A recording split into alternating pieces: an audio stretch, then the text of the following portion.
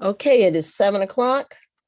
I'd like to call the Committee of the Whole meeting to order for today, Tuesday, January 18th. Would the clerk please call the roll? Miss Wu, Here. Mr. Evans, Here. Miss Hersey, Here. Miss Colasetti, Miss Bishop, Here. Miss Wilkin, Here. Mr. Quisenberry, Here. Mayor Marlin. Here. Thank you, Ms. Clark. I'd like to approval of the minutes for previous meeting. Are there any corrections? Is there a motion to approve the minutes? I move that we approve January 3rd, 2022 minutes. A second. Okay, thank you. Are there any discussion regarding the minutes? Okay, so Ms. Clark, could you please call the roll? Okay, before I do, who seconded that? Chandra. Chandra. Okay, thank you. Mhm. Miss Wu, Yes. Mr. Evans, Yes. Miss Hersey, Yes. Miss Colasetti, is she here yet? No, okay. Miss Bishop, Yes. Miss Wilkin, Yes. Mr. Quisenberry. Yes. Are there any additions, subtractions, or changes to the agenda before I move on? Item 3. Yes, Mayor.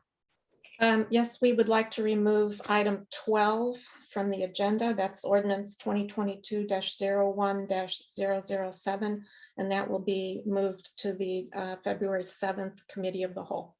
Okie dokie. Any other changes to the agenda? Okay. Vote on this? The changes? Okay, so moving on then, public input and presentations. Oh, I'm sorry, Chandra. You're muted, sweetie, so I can't. Never mind. Oh, okay. All right, so moving on then to public input and presentations. If everyone that one has anything to say, please raise their hands so that I can call on you.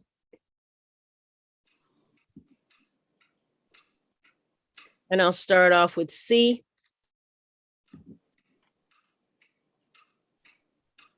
Please state your name for the record. Hi, this is Christopher Hansen. Can you hear me okay? Mm-hmm. Actually, I had sent a video over to be played for public input. Should that be done after I speak? However you want to do it. Okay, yeah, let's play it first then. Okie doke.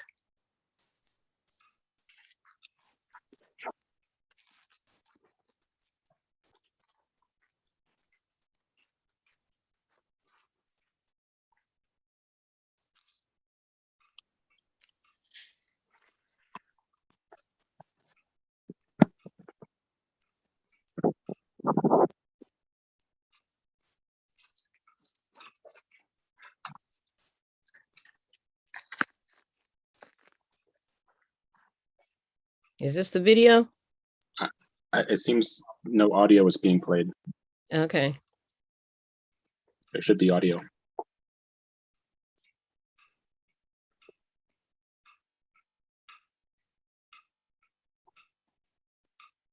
Is that it?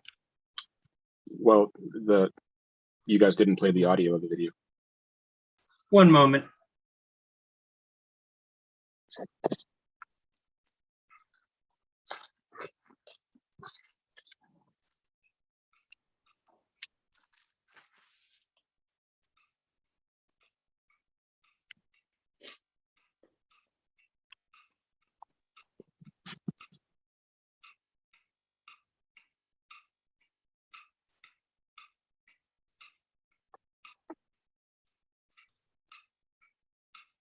Why don't you talk while we're waiting to get the video up?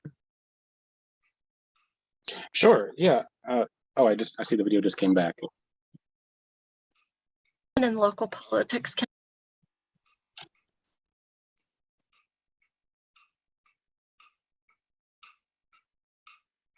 no one in local politics can fail to be aware that James Corey Coker has repeatedly violated the public's trust, not least when he helped batter with two other Urbana police officers under his supervision an innocent Urbana resident, a young woman of color, in the street on Good Friday 2020.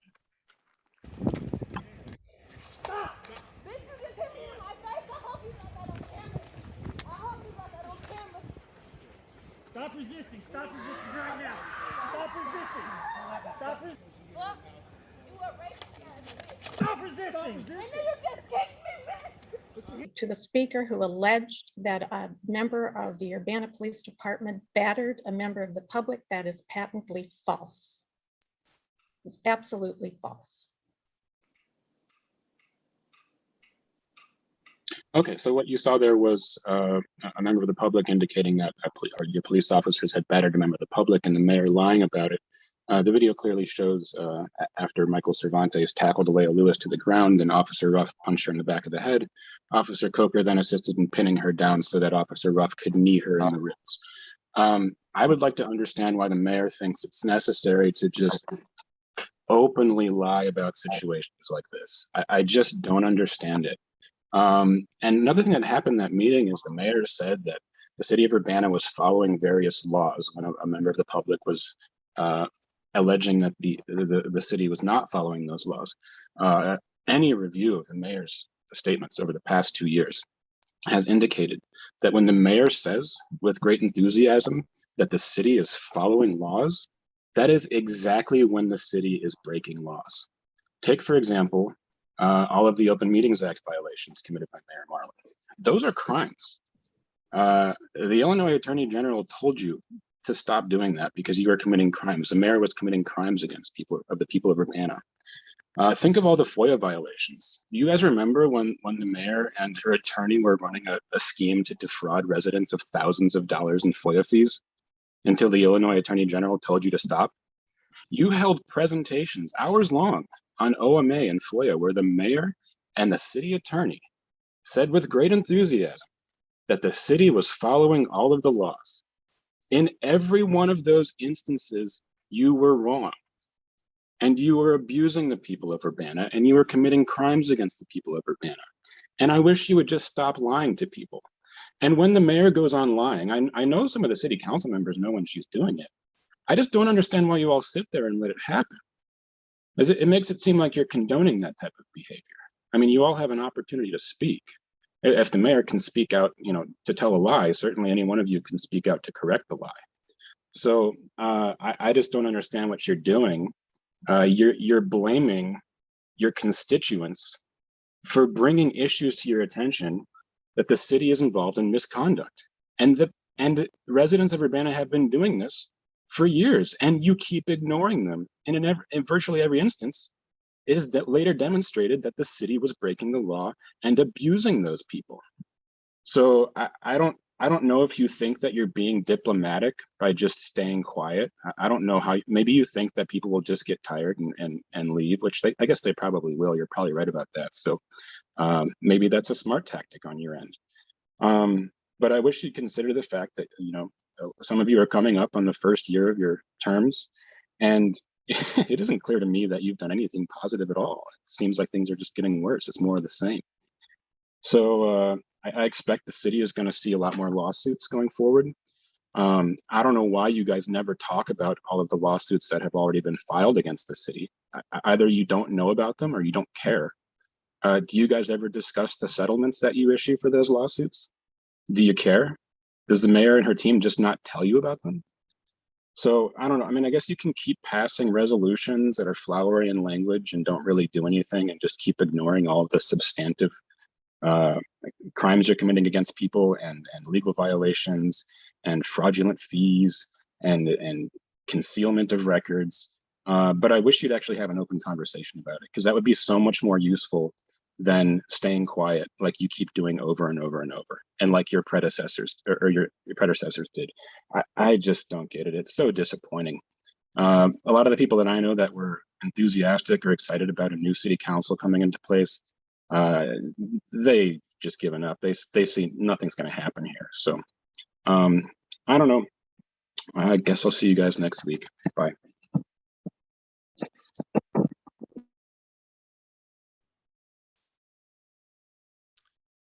Okay.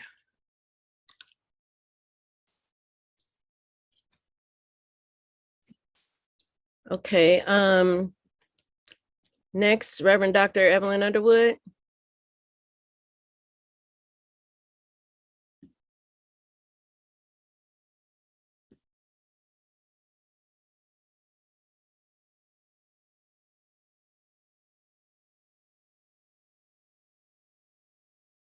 Hello? I can't hear. Okay.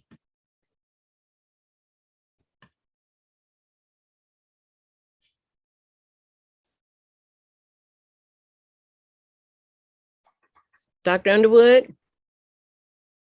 Could we have a reminder what number it is to unmute from a phone? Does anyone remember? Star something to unmute from a phone, I think it's *9. if that's helpful at all. *9 to unmute from a phone.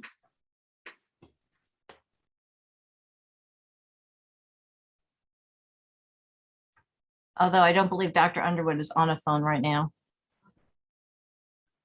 All I see is that her mic isn't unmuted. I don't know if I have any. Are you there? There you go. I hear something. Hello. Hello. Hello. Yes, yes.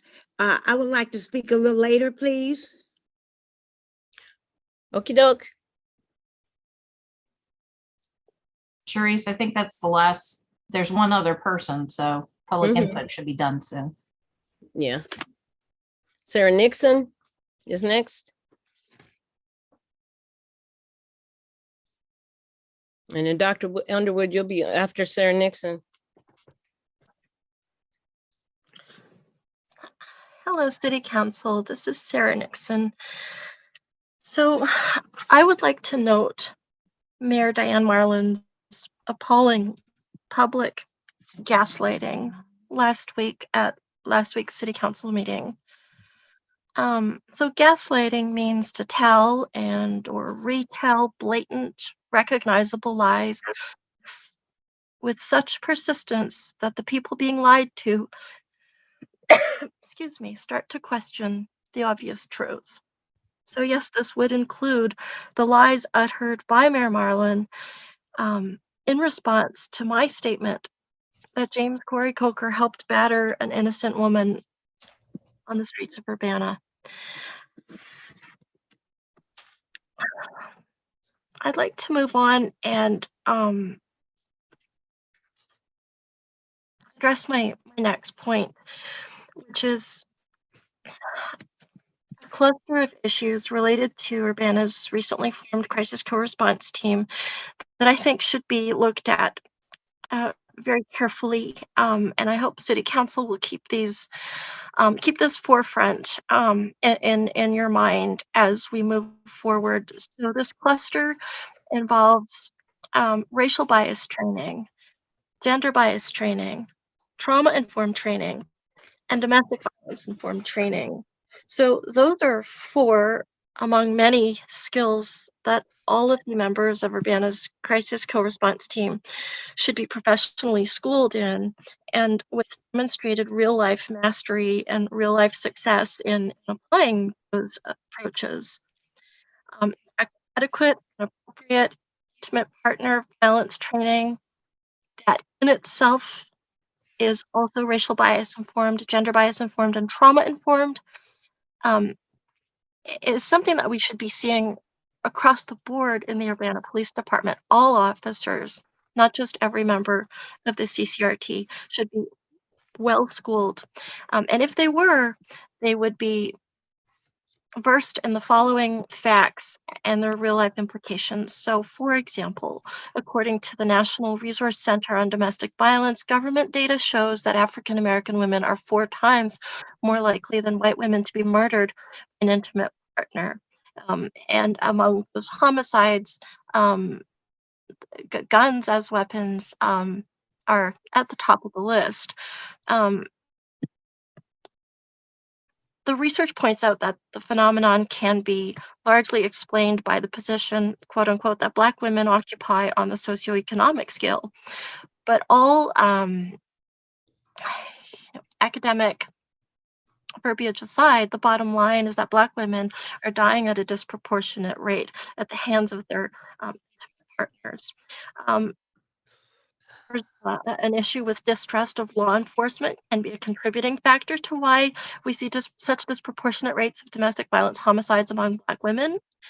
There's a long list of reasons and additional barriers, special barriers, sort of extraordinary barriers that African American women and men face in domestic violence situations, all of which would be, I think, Ghana deserves a CCRT team that is well educated and trained in understanding and identifying features of such scenarios. And so I'm probably running out of time. What I would really like to ask is, I'm just about out of time. So I'll leave you with this question. What would a response to the young woman whom Lieutenant Coker helped batter on Friday 2020, a response that was domestic violence informed, racial bias informed, gender bias informed, and trauma informed, have looked like? It's not a rhetorical question. Thank you for your time. Okay, next, Dr. Reverend Evelyn Burnett Underwood. Yes, ma'am. Am I unmuted? Yes, you are, ma'am. Oh, great, great, great. I wanted to really kind of speak, after the council talk about the goals and all, but I guess we have to speak now. Is that it? Yes, ma'am. Okay.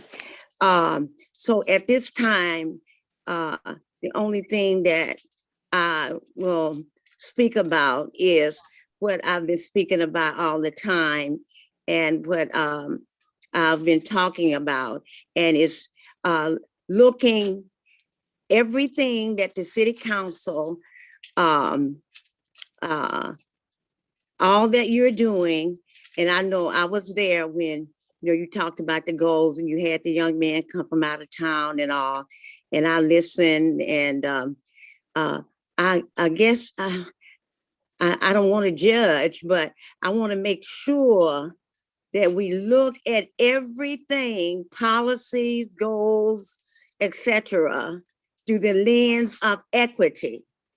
That's very important for the city, our city, Adana. Additionally, I kind of want to know, people are wondering when will we be looking at the funds? When can we apply for the funds? When will that be? Will that be after this discussion? I guess this will be the last of the discussion, so the public can know what the city is planning to do their goals for this year is. The goals are, etc., so that people can know how they can try to apply for some of those funds, so we can stop the reduce the violence. So that's what I would like to say about that. Additionally, the infrastructure with the 250, I think it's $250,000 locally. When can people start putting in for those funds for the infrastructure? And I did hear the mayor so eloquently speak. I I think it was January 7th, about a lot of infrastructure ideas that they already have planned for the city. Will that come out of those funds, or will it come out of the funds, the R fund? I didn't hear that. So those are the kinds of things that are on my mind and on the minds of some of the citizens in Urbana. Thank you.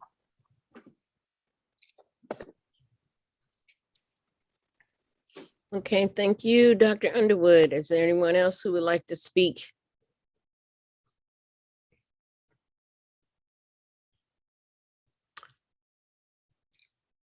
All right, next, moving on. Public input. Do we have staff reports? Any staff reports tonight? Yes, Okay, Mayor. just a couple of things.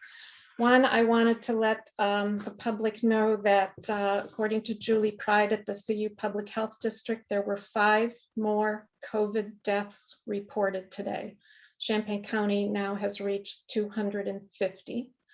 The county as a whole remains the second lowest death rate from COVID in the state of Illinois, but it's 250 lives lost in our county so far. At the city of Urbana, we have processed 1,600 COVID leave hours in the pay period that ended just this past Friday. So that's a 2-week pay period. That's the week before was a little over 900 hours. So you're seeing the impact of the Omicron virus on our employees.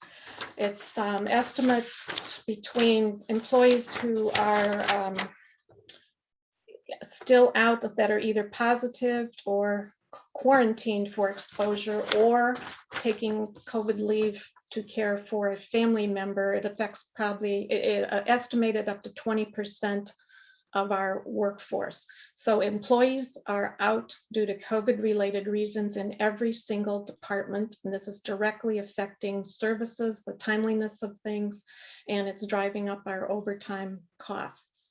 As I've been on calls with other community organizations and local governments, and people pretty much agree that the Omicron variant is causing more disruption in terms of continuity of services and just impacting every facet of the community far more than the previous strains have.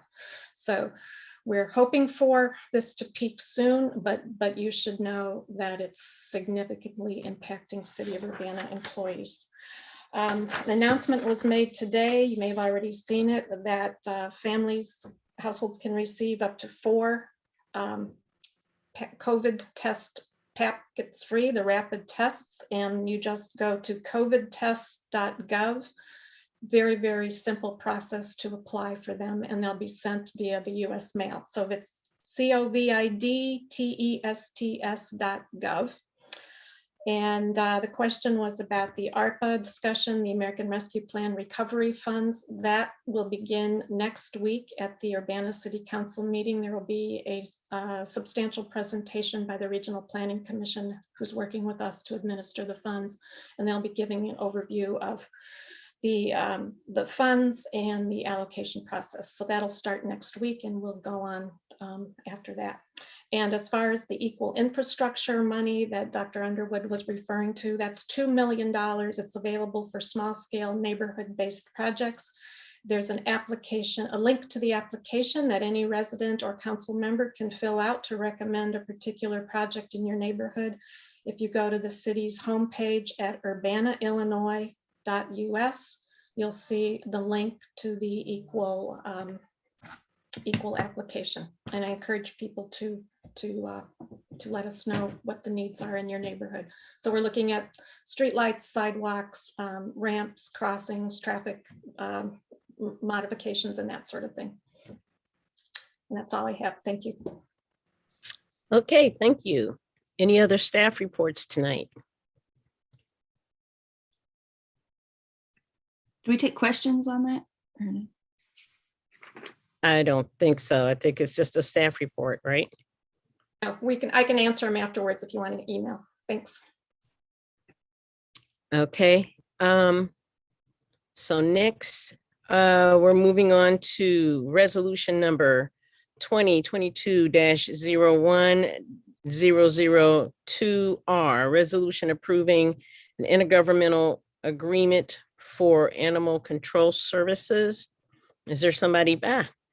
And Carol's here. Thank you. Sure. I'm joined this evening by Lieutenant Matt Bain and Darlene Kleppel, the county executive, and they're available to answer questions. I'm going to give an overview of this resolution. So for a number of years, the city of Urbana has had our own animal warden, our own animal control officer, and that person has been a non-sworn employee of the police department. The person who was filling that role left the position in July of last year, which gave us the opportunity to rethink how we wanted to provide animal control services. And we've taken that opportunity, and fortunately the county who provides animal control services for every other jurisdiction in Champaign County is willing to take us on as well. And there are a number of advantages associated with the city taking advantage of the county's services. And so just briefly, they're outlined in the memo, but the most significant advantage is the fact that we would basically double the amount of coverage that we have relative to what we were getting for less money than we were paying the animal control officer. So that is a significant benefit to the residents of Urbana. The full salary and related expenses for the animal control officer had been $87,000 and change.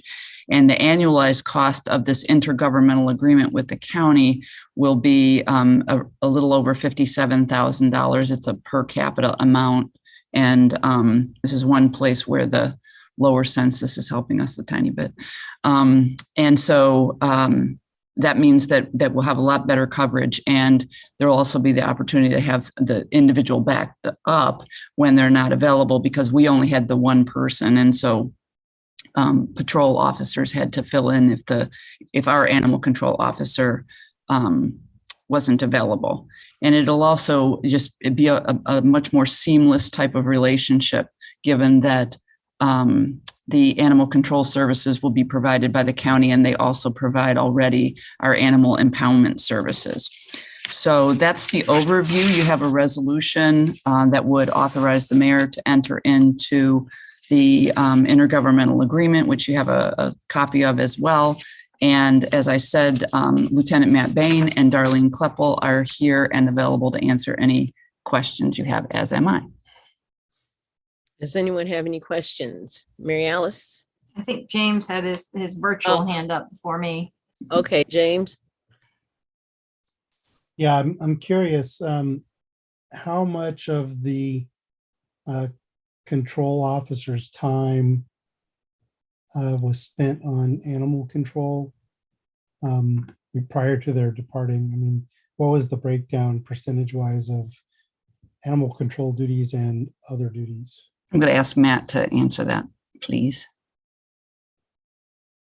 Okay, good evening. I don't have specific numbers in front of me, but the other duties as far as animal control that occurred with the animal control officer position were mainly 5 additional tasks. One of those was to assist the evidence technician. Another was they were in charge of collecting bicycles that were lost or found throughout the community. They were in charge of a program called Risk Watch, which is going into primarily the elementary schools and putting on some safety lessons and things like that.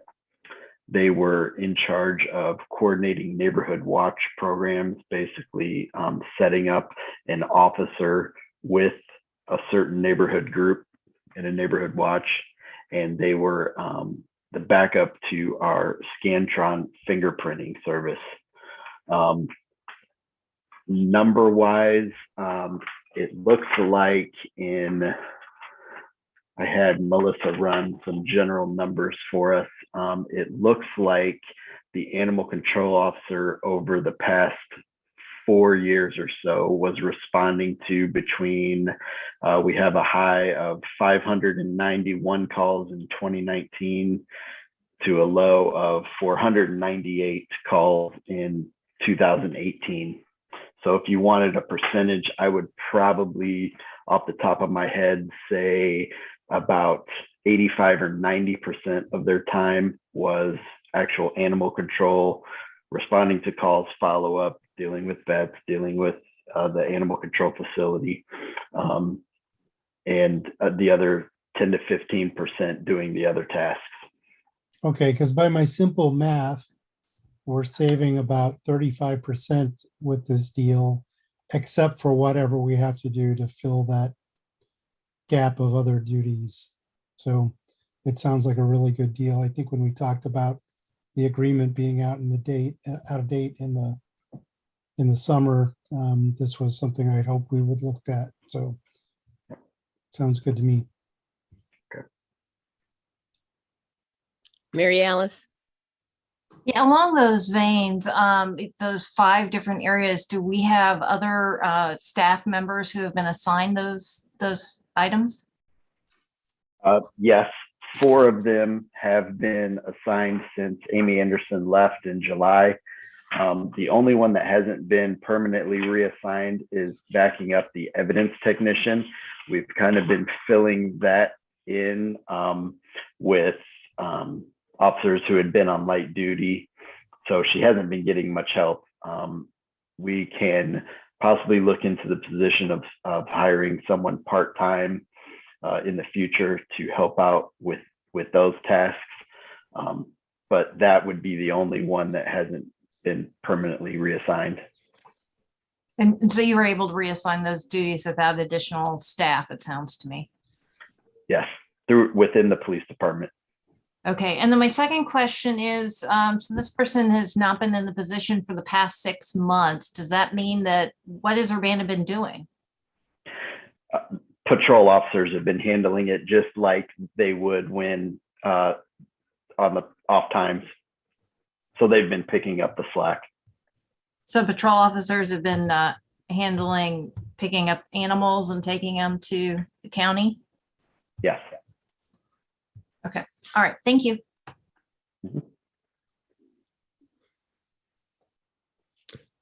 Okay, are there any more questions? Get Grace. Thanks, Sharice. Thank you guys for the presentation. I have definitely had some of these experiences and have had some positive experiences with our past officer and really appreciate that when it's really important when you come across a stray animal in need. So I appreciate those services, and I was hoping to clarify a little bit of this and recap. I see a lot of positives, that it's a cost savings, that it looks like all the other cities in the county are also using the county services, and that there will be a full-time equivalent of 40 hours a week dedicated for Urbana, even though it won't be one whole person. Is that right so far? Yes. Cool, thank you. So I see those as positives. I love to see the reporting and inspection options in there, and would love to see that carried out, just out of curiosity, if there's like an annual report or inspection, just for some accountability and oversight in the whole process, since we're outsourcing. And I think it's really important to make it clear to the public who to call when during night and day hours. So I didn't know if there was some clarification we could have here on where to direct the public if we move forward with this, and even if not, for like nighttime hours and things. Matt, you want to take that one? Yeah, that's not going to change at all. They can, people can either call the Urbana Police Department and be transferred to MECAD. MECAD was the one that primarily dispatched our animal control officer to various calls. So none of that's going to change. So then it would be the county animal control officer, 7 a.m. to 7 p.m., right? Right. And then after 7 p.m. What happens at 7 p.m.?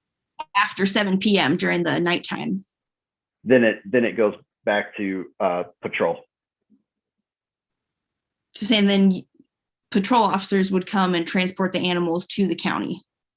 Correct. Okay. Good to know. Great. All right. Thank you. Any more questions for our presenters?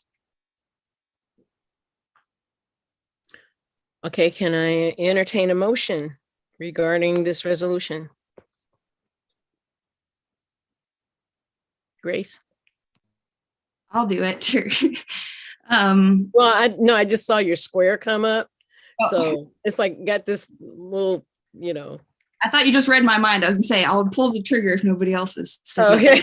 I just saw this. I thought you were trying to say something because you were muted. So that's why. Okay, go ahead. Yeah, I'll move. I'll move to city council with a recommendation for approval. I think I'll go consent agenda for resolution number 2022-01-002R, resolution approving an intergovernmental agreement for animal control services. Can I get a second? A second. Is I think James waved though. James waved his hand. James, are you seconding? I am, sorry. Okay, seconding. Okay. It's been moved by Grace and seconded by James. Is there any discussion? Mary Alice, would you please take the? Sure, I'll take the chair and the chair recognizes Sharice. Thank you. Matt, I just wanted to say that I do miss Amy because she was very good. And I just hope that that the coming services that we have that we're signing on to are just as efficient as she was. She caught a possum in my garage in 30 minutes. So I do hope that that we have that kind of service as well. That's all I wanted to say. All right, you. I relinquish the chair back to Sharice. Thank you, Mary Alice. Are we ready to call a roll then? Or is there any other comments? Chris? Yeah, I just wanted to echo your comments, Sharice. Full disclosure, we have a dog at our house that gets out of makes a run for it whenever the doors open. So we used her services a lot, and she was an outstanding animal control officer and did a great job for us. Okay, any more discussion? Thank you, Chris. Grace? Thanks. Yeah, I just agree. Already had those kinds of positive experiences and hope that we can find some kinds of things for the nighttime too, because I do feel like there's a different feel with an officer with like a vehicle with the back cage and things versus someone who might not be prepared when they're out and about and just putting an animal in the back of a car. So I don't know if, down the road, if there's some like 24-hour options, I think that would be great as well. Okay, any further discussion? All right, Ms. Clark, would you please take the roll? Ms. Wu, Yes. Ms. Hersey, Yes. Ms. Bishop, Yes. Mr. Quisenberry, Yes. Ms. Colacetti, Yes. Mr. Evans, Yes. Ms. Wilkin. Yes. Great, thank you very much. That passes. Moving on to item 7, ordinance number 2022 -01-002, an ordinance authorizing purchase of certain real estate, 1501 East Mumford Drive. And I think Carol is here for that. Yes, I will present this item, and I am joined by Fire Chief Chuck Loss and Deputy Fire Chief Damon Dade. If you have any technical questions from the fire department's perspective, but I'm going to present this item, and you, I hope, will recall that this was presented to you in a closed session back in December. But this is an ordinance requesting that the ordinance would authorize the purchase of a parcel of land with the address of 1501 East Mumford Drive. And I'm going to share my screen and just put a aerial photograph of the site so people can see it. It's the, I don't know if you can see my cursor or not, but it's the green square in the southeast quadrant of Mumford and Philo Road. So the intended use of this property is the construction of the replacement for Fire Station number 2, which is currently located across the street at 2103 South Philo Road. If just by way of background, the facilities master plan, which was completed a couple of years ago, identified the need to replace both Fire Station number 2 on Philo Road and Fire Station number 3 on Lincoln Avenue. And so the site on the existing site, in anticipation of a future replacement, there had been the site next door to the existing fire station was purchased, but together those two parcels only contain a half an acre of land. And there's a desire to have more flexibility in the design of the replacement fire station. And the entirety of the site that we're acquiring is about 5.5 acres.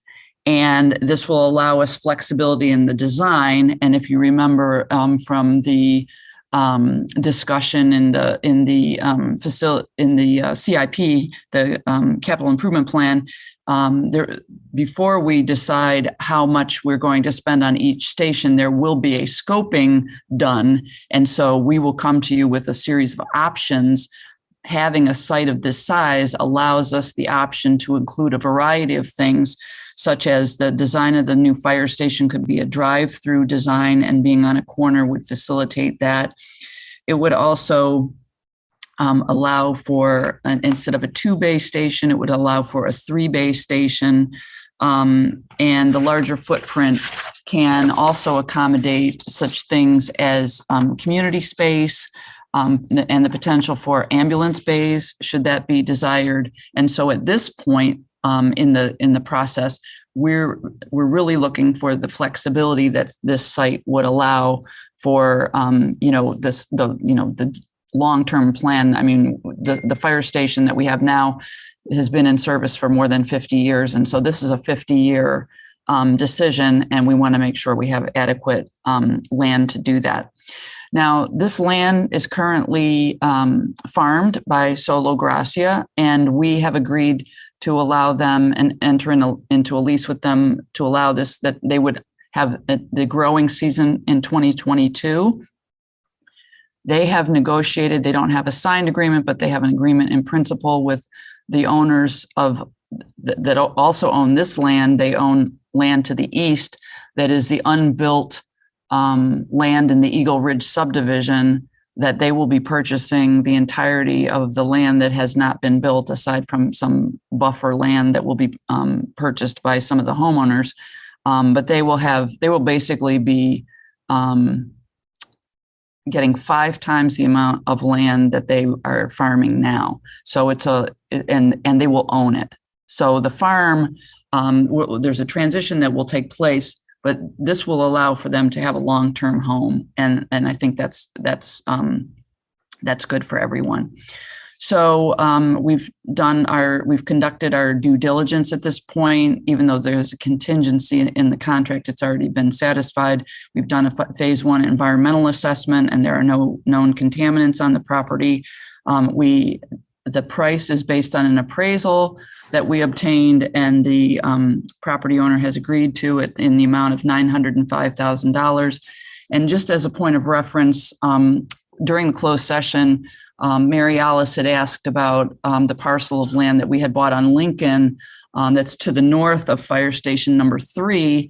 And just as a point of comparison, and we paid $220,000 for that, for approximately a half an acre of land. And that was at a rate of $8 per square foot. And this purchase is at the rate of $3.50 per square foot.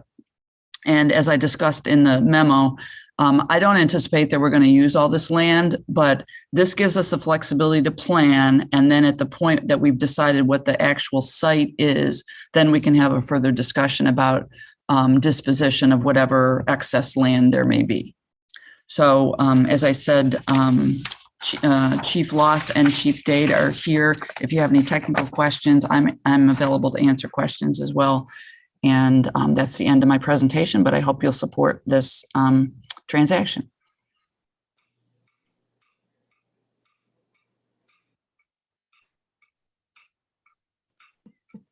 Sharice, I have a Thank question. you.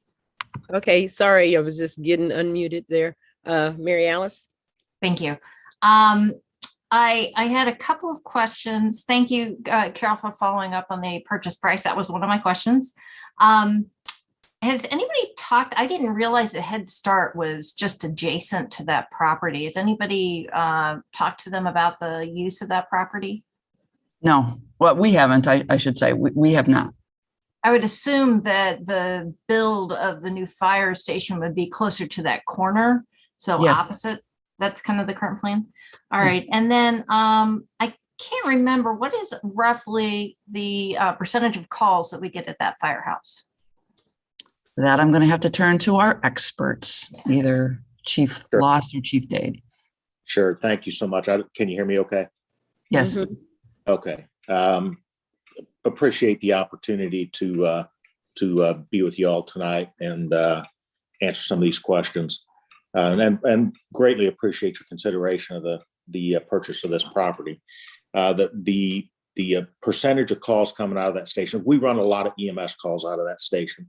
We do run fire calls as well, and hazmat calls, and all the other gamut of calls, but we run a lot of EMS calls out of that station. I would say that probably easy, and this is a guess because I don't have the exact numbers in front of me, but easily probably 30 to 35% of the calls are going to come out of station number 2 on Philo.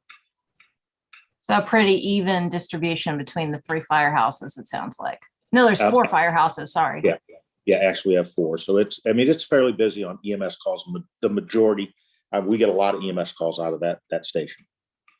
Okay, all right. I think, yeah, those, let me see here. Oh, my other question, Carol, maybe this one you might answer. In the memo, it says the city has agreed to enter into a lease. Is that in case they're not able to close on the other property? They don't intend to close on that until 2023. So this was, we had a conversation with them early on, and we said that we have no problem leasing them the ground. And they, and you know, I don't want to pretend to know anything about farming, but I believe you have to kind of like prepare the ground. So it's not like you just start planting things. So this will give them transition time. Okay, but what we have in front of us is to purchase the property. It's not the lease of the property. That's correct. And it'll be a 1 year, it'll be less than a year lease. And so that won't come to council. Okay, all right, thank you. Any other questions for our presenters or Chief Dade or Chief Loss? Loss, my bad. Grace. Thank you for the presentation. I think there's definitely some potential here for sure. And I was wondering, the financial impact wasn't mentioned here. I don't know, I guess we're talking about it also in a budget amendment. I don't know if that's more of the place, but I'm wondering, my first question was where it comes from, and it looks like the general fund, and then wondering if this was already allocated. It seems like it wasn't, obviously not already budgeted, but kind of where this is coming from and how that fits in the financial picture.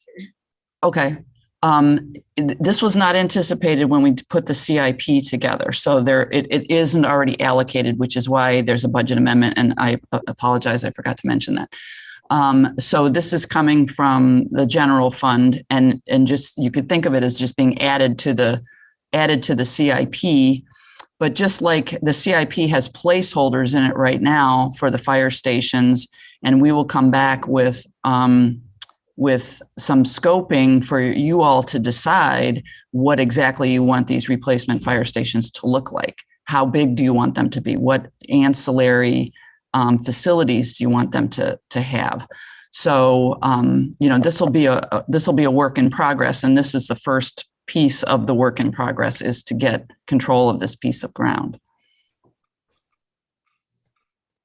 Thank you. And I do appreciate that we would have another chance to look at, that would be another discussion you're saying will be what is done with this land and how to deal with the old fire station and the land next to it, and this new property will be another thing that will be discussed. Is there any approval from council on that kind of thing for a major construction project? Is that standard?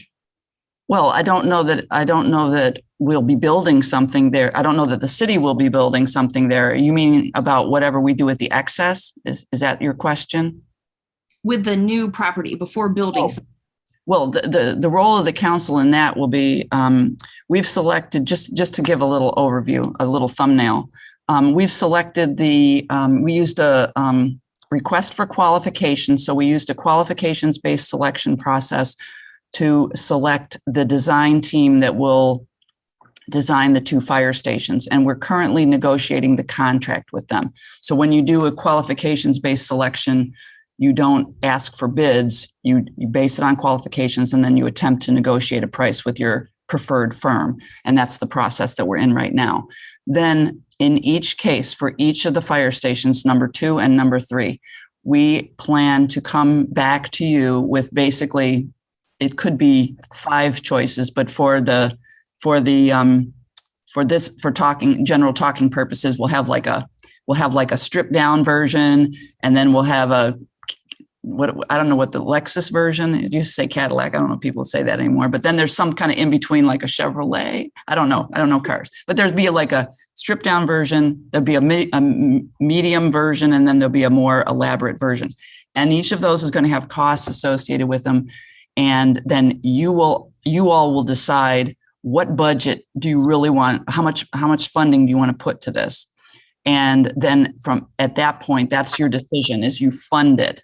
And then there may be check-in points, but that's your decision point, is how much funding do you want to put to the replacement fire stations? And I think I recall in the budget conversations for this last round, when we budgeted for some of the design work on those, that we had talked about being sure to check in before the design phase is complete while it's still in process, get into council and the public, so that we're not just brought with 5 things we've never seen before, but that we have kind of more of a conversation along the way. So I hope that that's still. Oh yeah, each of the design teams that we brought in to interview talked about what their public engagement process looks like. And there's a lot of different features that have to be balanced in designing these stations. And one that will speak very directly to you is the sustainability pieces. How far do you take that when you have to trade some of those features off against operational pieces? So we're going to try to make that as what I want to say, plug and play, so that as you decide what you want to look at, that you can easily decide what an increment costs. So if we do geothermal, what's that cost add to a particular site versus what if we do a community room? What's that incremental cost? I think it'll be a good process. We're very excited about the team that we have. I mean, very excited. They have a national reputation. Thank you. Okay, Chris. Yeah, thanks for the presentation, Carol. Just for the public's interest, we will not be using ARPA money for these fire stations, correct? I think that remains to be seen. That remains to be seen whether or not you want to use any of it to add features. But it's in the CI. It'll be. You can think of it traditionally as the CIP. But if there are features that you want to add and use ARPA money to fund that, that's an option.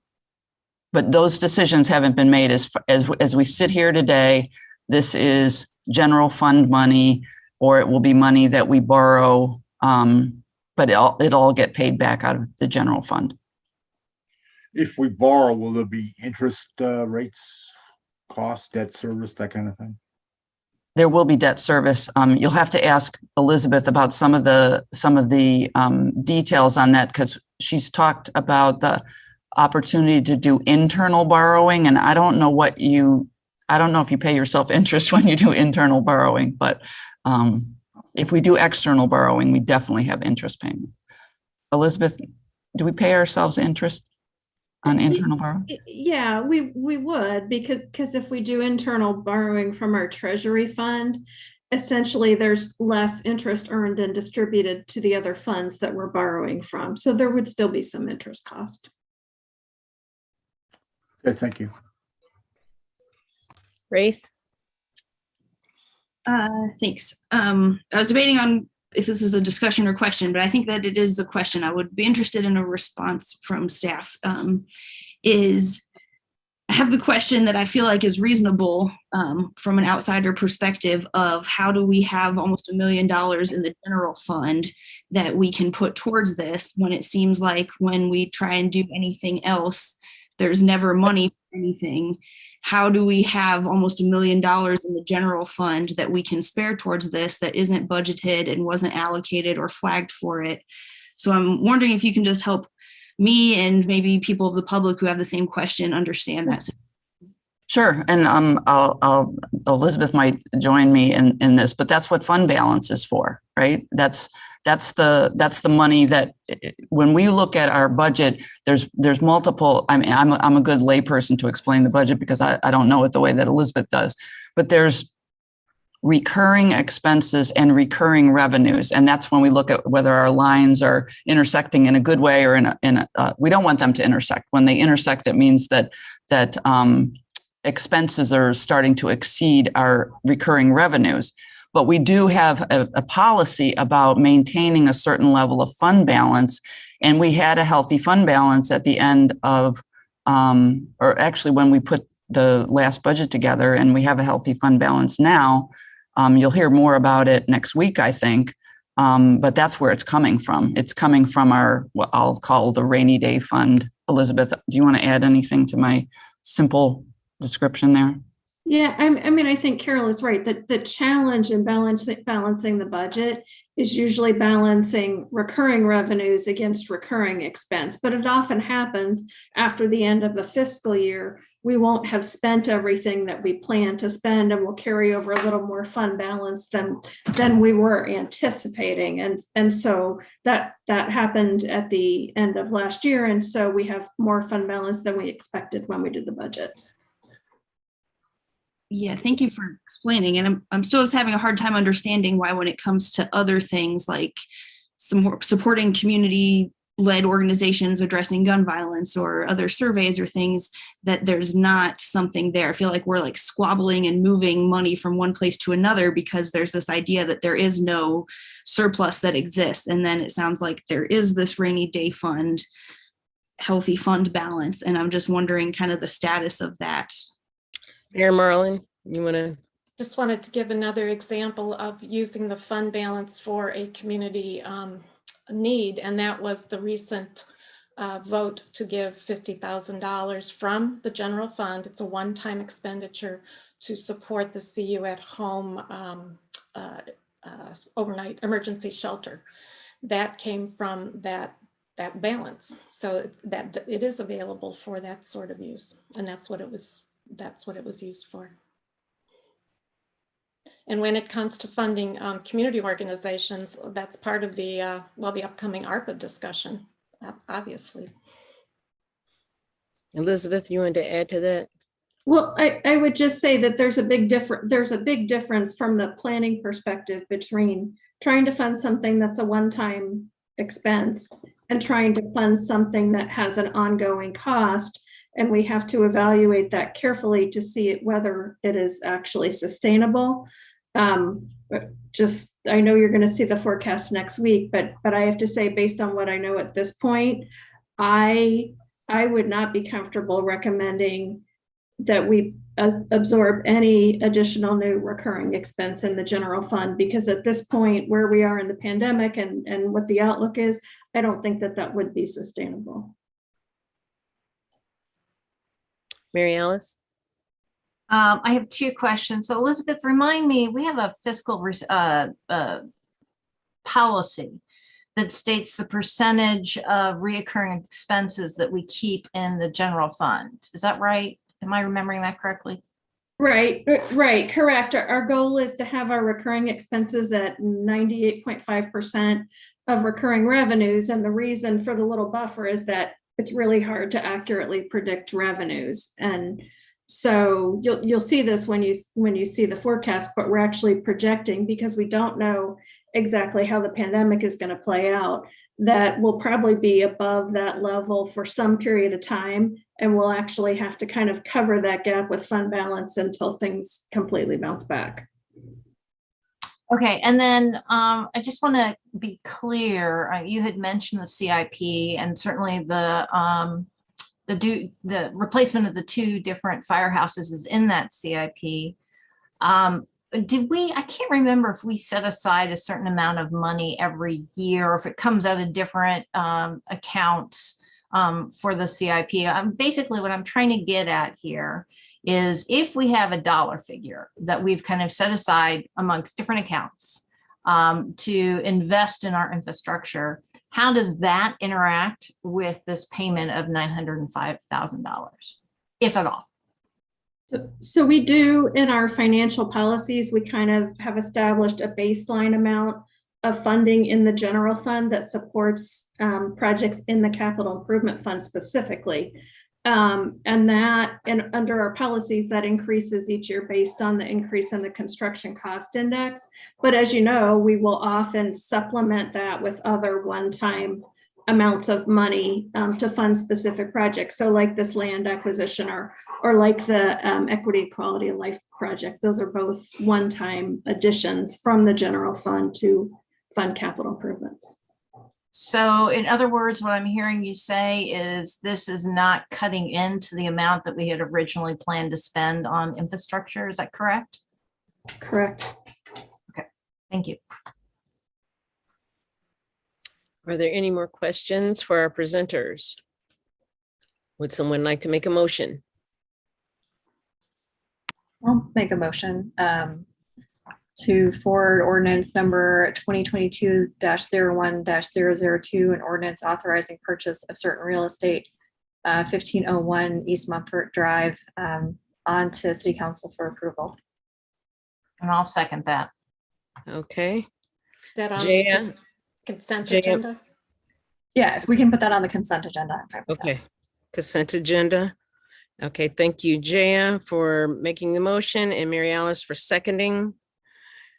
Any more discussion? James?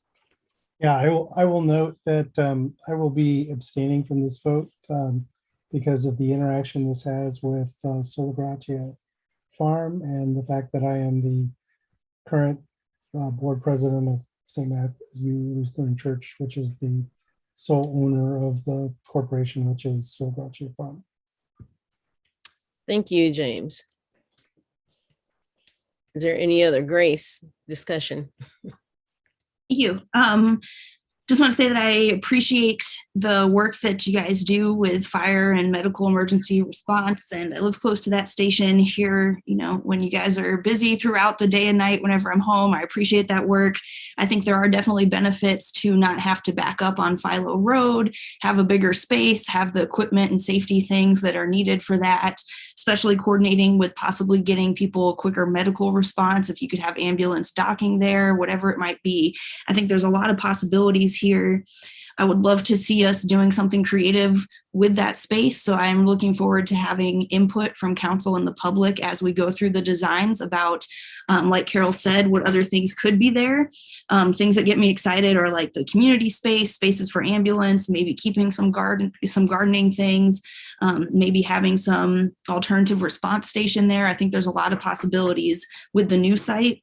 And then also the old site, I'm really interested in how the old site and that adjacent space could be used. I think it's a great spot. Location in the community could be used for community center or other kinds of emergency response things. So I see a lot of potential here, and I hope that we can keep moving in a direction where we get input and feedback along the way, and we find something that really works well for that key space on Philo Road that really helps the community and helps our emergency response things. So I look forward to those conversations. Any more discussion or comment before Jaya?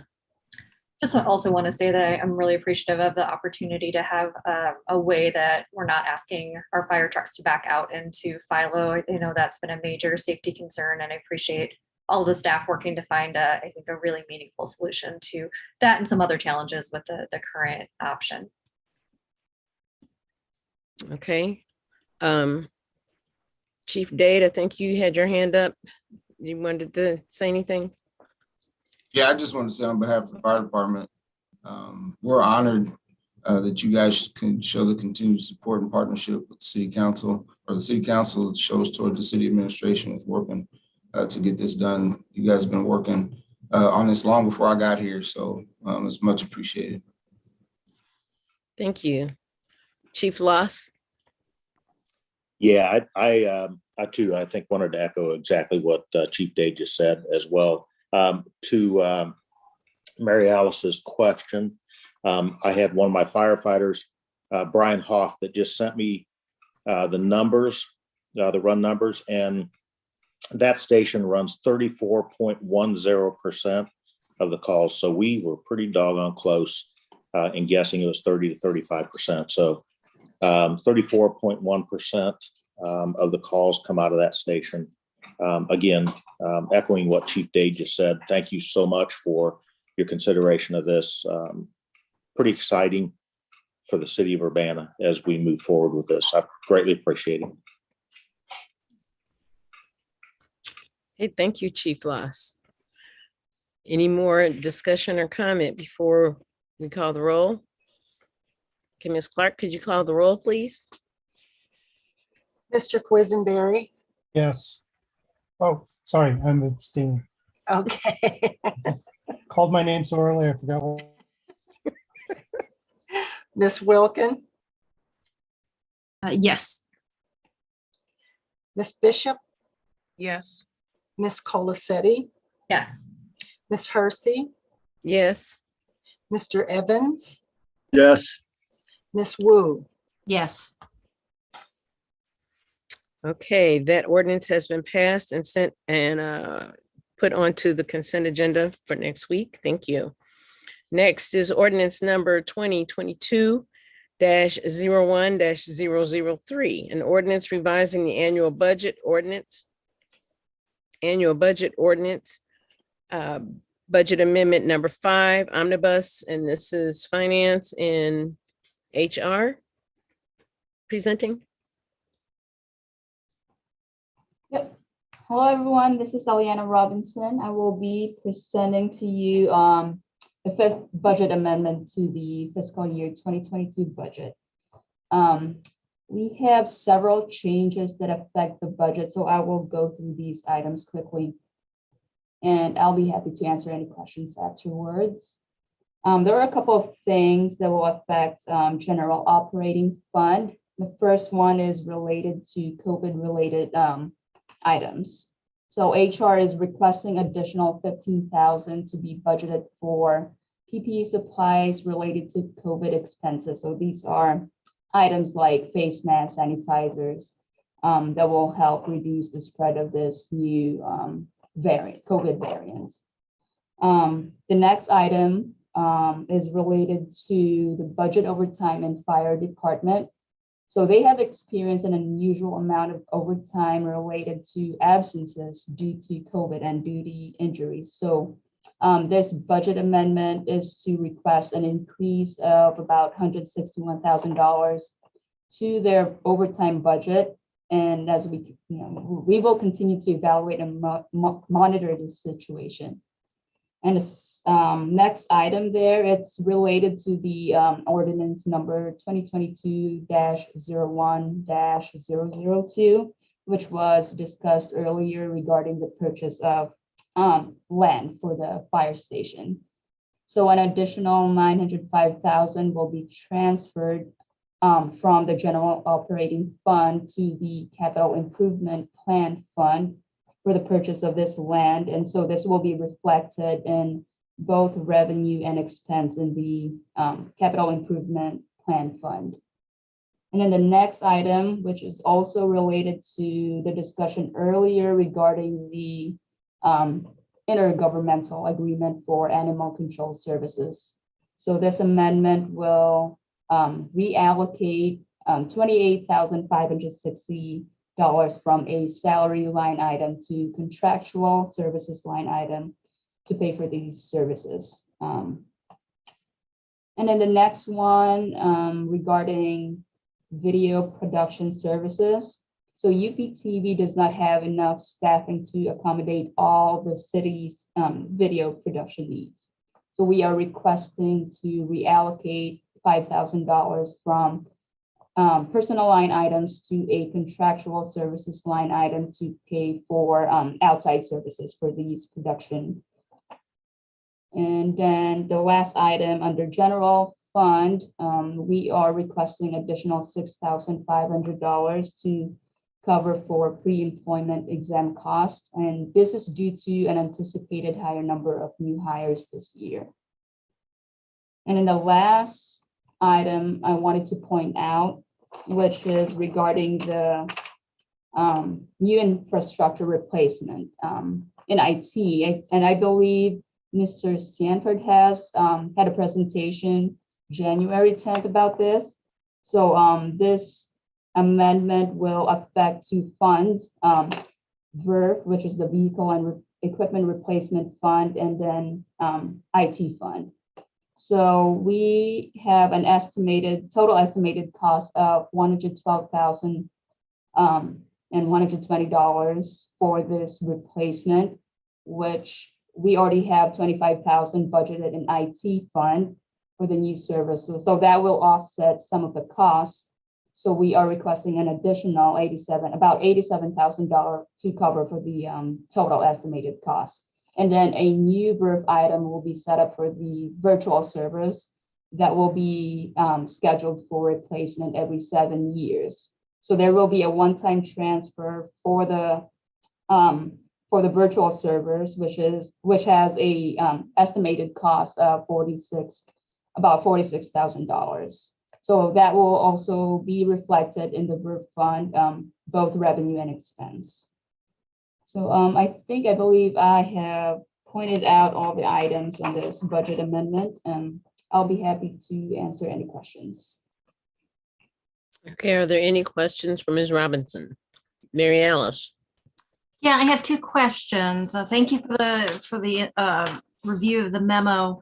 It looks like about 176,000 is for COVID-related items. So that's the overtime for the fire and then the PPE is that eligible for any federal grant, or is the remaining ARPA funds, is that where that could potentially go?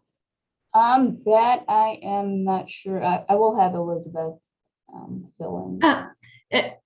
So I believe the Stafford grant funding is pretty much done at this point. It is, I think, potentially eligible for ARPA funds, and it could fall under, if it's not technically eligible, it could also be handled through revenue replacement, which is an eligible use of ARPA funds.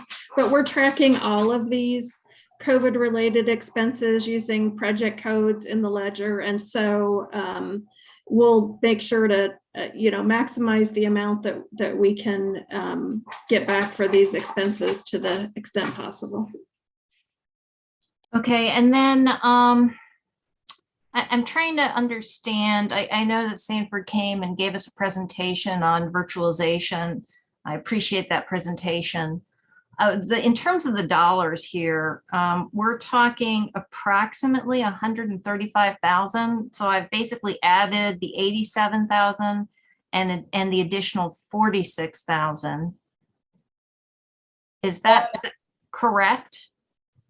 So the total The total cost for this, it's $112,000, about $112,000. So the 87 is just in addition to what was already budgeted to cover for the whole cost. So the 46,000 is in part of that 112. Oh, the 46,000 is part of the 112. So that is just explaining. Okay, sorry, I missed that. Transfer to the roof. Okay, so if I remember correctly, we changed how the books are run for IT, and now it's kind of a service, so to speak, where we bill back to all the different departments who use IT. Sanford, is that accurate? That's accurate. So does this mean that we'll increase the chargebacks to the other departments because we're increasing our annual expenditure? So ultimately, it will be reflected in the interfund charges.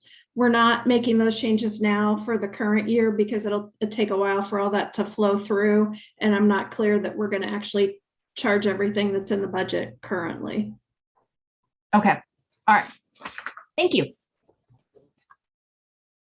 Are there any more questions to our presenters? Grace? Thank you. Thanks for the presentation. I have the same question was on, and I'm still struggling to understand. So you're saying this VERF fund is part of that 112,000 in the information technology fund amendment? Yes. So in VERF, so everything that we replace or scheduled to be replaced that is over $5,000, which is considered a capital expense, we move that into the VERF fund. So this is just showing or explaining that 46. So of that total cost, $46,000 will be moved to VERF fund. Of the 87 that we're doing? Yes. And it's not a separate thing? No, so that's part of the total cost for this or replacement.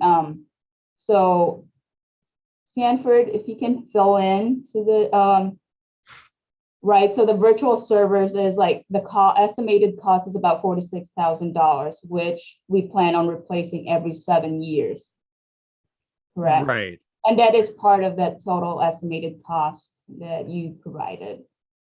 Right. So if you have a pen and paper at home, you can scratch this down. Out of the total of, I'm going to go with round numbers. Out of a total of approximately $112,000, $46,000 that is hardware. So that's going to be money out the door right away. $35,000, well, $35,500 is Windows licensing. $15,500 is network equipment. And approximately $15,000 is contractual services to help us make this transition. Okay. Now, the only one of these that really gets special treatment here is the hardware for the servers. So the way that I'm going to tell you, much like Carol told you, her layperson's definition. The VERF is a tool that we use to plan for future replacements. So we're going to buy that equipment now, and it comes with a 7-year replacement warranty. So it's going to last 7 years. What we do from now on is every year we will budget approximately 1/7 of the cost into and put that money into the VERF, which is then being built up for a future replacement equipment.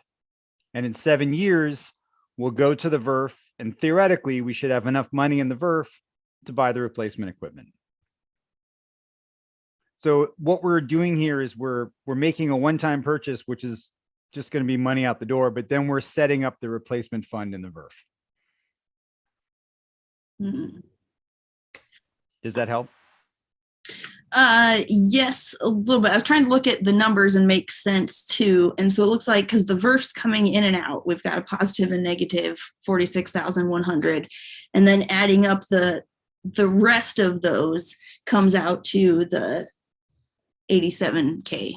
Okay, I think it's making sense. Yeah, so that's the 112 total. The 87 is because this is, budgeting wise, The 112 is the total cost of the project, but we in IT already had $25,000 that was in our budget for replacement hardware. So we're applying that $25,000 towards the overall purchase. And that's why the net request is 87,000. Okay, thank you. And then another question I had was about the overall financial impact, and kind of a little bit continuing our other conversation about the general fund and saying the remaining balance of 11.5 million, of which is 31.5% of recurring expenditures. And I understand, I think that we'll have a financial forecast later, so there'll maybe be more in-depth presentation. But I was wondering if you could, I don't know, give a little bit of like what's remaining in that. What does that percent of the general fund mean, being that we're almost halfway through the fiscal year, and what's remaining as like rainy day stuff in the general fund? So I'll jump in on that one. So our goal is when we approve the budget to have a 25% fund balance. And the thinking behind that has to do with all the risks that we potentially face in our budget, all the things that could happen, revenue shortfalls, unexpected expenses. There's a whole analysis that the Government Finance Officers Association recommends that you go through to come up with an appropriate fund balance number. That's not to say we would in this case, we won't go through below that level, but that's not to say that we never would. That's why the money's there. So if something catastrophic happens, like we have a big tornado and we need a lot of cash quickly, that would be where that would come from, and then we would replenish that over time.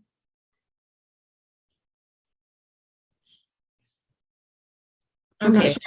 I'm not sure if there was more to the question, but I think it's kind of making sense. So it's kind of just the account that we don't want it to get below 25% of the fund balance. And right now we're at 31.5% at this point in the year. Yeah, it's kind of our safety net. And we'll spend a lot of time talking about that when we talk about the forecast, which should be next week, because it's a really important component of our planning for the future and our ability to maintain services consistently for the city. Thank you. Okay, Chandra?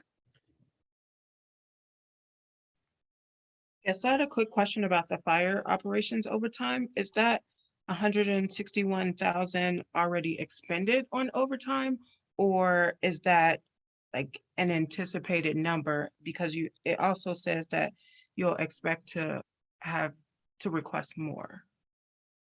So that's a projected number specifically for those two items for leave related to COVID and duty injuries through the end of the current fiscal year, based on what we know at this point. There are other overtime items that we're still evaluating. So there probably will be an additional request.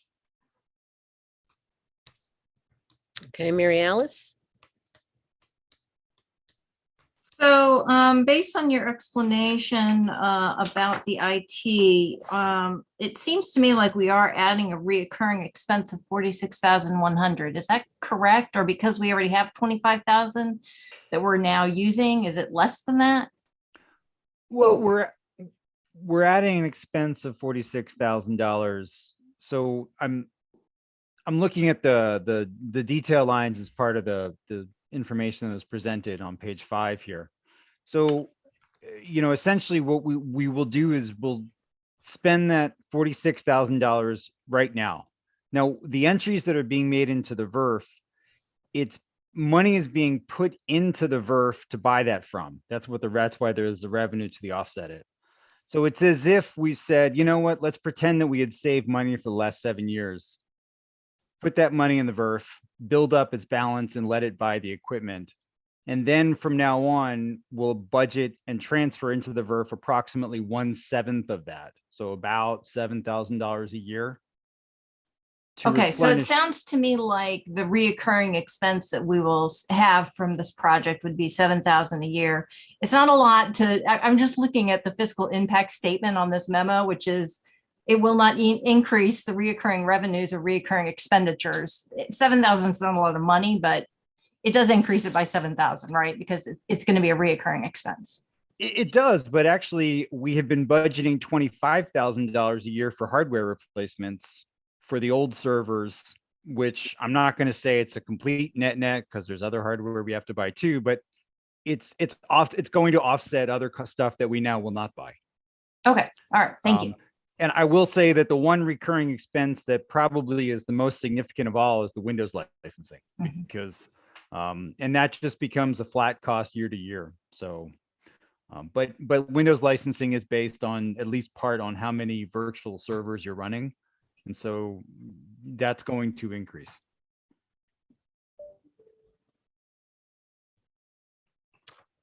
Are there any more questions for our presenters? Grace.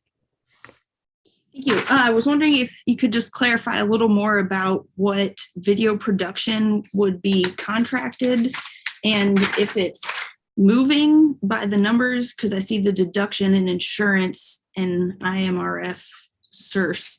So if you could clarify what kind of video production services that is and how the finances work. Sure. That would be Mr. So- Stanford. Yeah, sorry, I'm sorry. Historically, what happened was UPTV produced videos for not just the city, but for other entities as well. And, you know, God bless Jason Liggett, but he was working far more hours per week than he should have been. And so these were services that Jason was doing. And then that was one of the reasons that he exceeded his hours and was one of the reasons he burnt out and he's no longer with the city. So when he left, we replaced his position with Burema, who was not quite in the same level of position. Jason was the station manager. Burema is the production coordinator. Also, Jason had salary increases due to his longevity with the city. So there was some money that was freed up in the budget due to the change in staffing. And one of the things that as one of my roles as the IT director is also to oversee UPTV. But in terms of the things that we no longer had the time to do, outside video production services was one of them. So we've identified some money by saying, well, you know, we don't have quite the staffing that we did have. So therefore, we're going to make that money available for people to use either outside services, you know, or whatever. But basically, they can't look at UPTV as a free video production facility anymore. And that was who, like community organizations, or what kind of videos was the city producing for other entities, or which other entities? So it wasn't that frequent. It was more city people who were doing some of these things, but we have done video production services for some of the other entities. I cannot recall off the top of my head. But also internally, it was some of the past work that was done for public arts or for the mayor, or for some public community messages were made. And again, all through UPTV, Jason spending his own time. So there was a recent, example of this, that there was a public arts video that was made with outside services, looked and sounded fabulous. Everything was great. We just have to recognize that the city has to cut back on some of the things that we're doing due to decreased staffing levels that we have. And I'm imagining that doesn't include campaign videos, correct? As far as I'm aware, UPTV does not produce campaign videos. Okay. And the money transfer, so from insurance and stuff, you're saying that's like what's showing up on this last page, that's because of transferring from salary related stuff for this? That's right. There should be, I'm looking at the lines now. There should be, well, actually, no, I'm sorry, because that's right. Because of the difference of, and now we're getting a little bit in the weeds on how, people make decisions, and I don't want to necessarily point that out too much, but because of the insurance options that people chose, the UPTV the insurance costs were going to be significantly less. And so due to those savings, we found the money to transfer over to afford the contractual services. Okay, thank you. Sure.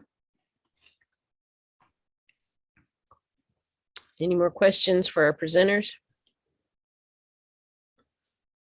Mary Alice? Don't have any questions, but I'm happy to make a motion. I move, and this one can't go on the consent agenda, I believe, because it's a budget amendment.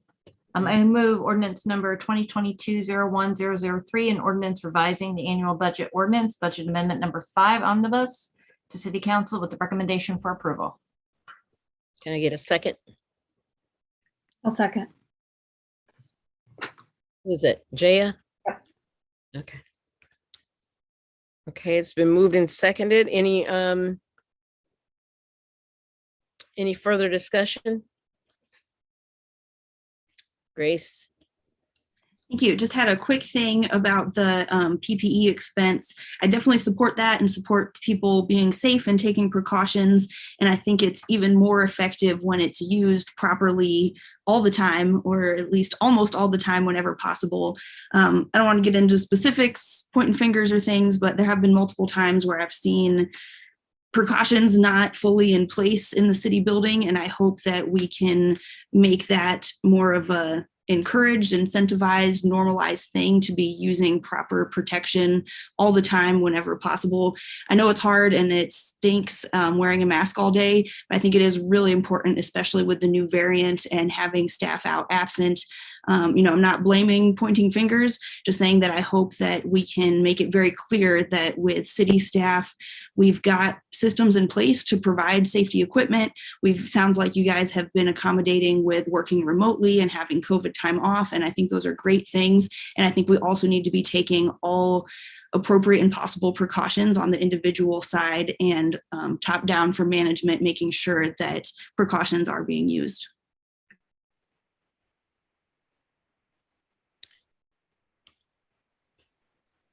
Any other discussion? Okay, Ms. Clark, would you call the roll? Ms. Wu, Yes. Mr. Evans, Yes. Ms. Hersey, Yes. Mr. Quisenberry, Yes. Ms. Wilkin, Yes. Ms. Colacetti, Yes. Ms. Bishop. Yes. Okay, that was item number 8. And moving on, kind of have a question here because I'm looking at 9, 10, and 11, and they seem to be all in the same field and basically the same thing. Can that be consolidated at all? So that when we're talking about Sheila can discuss them all when she gives her report. okay. I know that they seem to all be in the same, they're all CD. That's why I was wondering.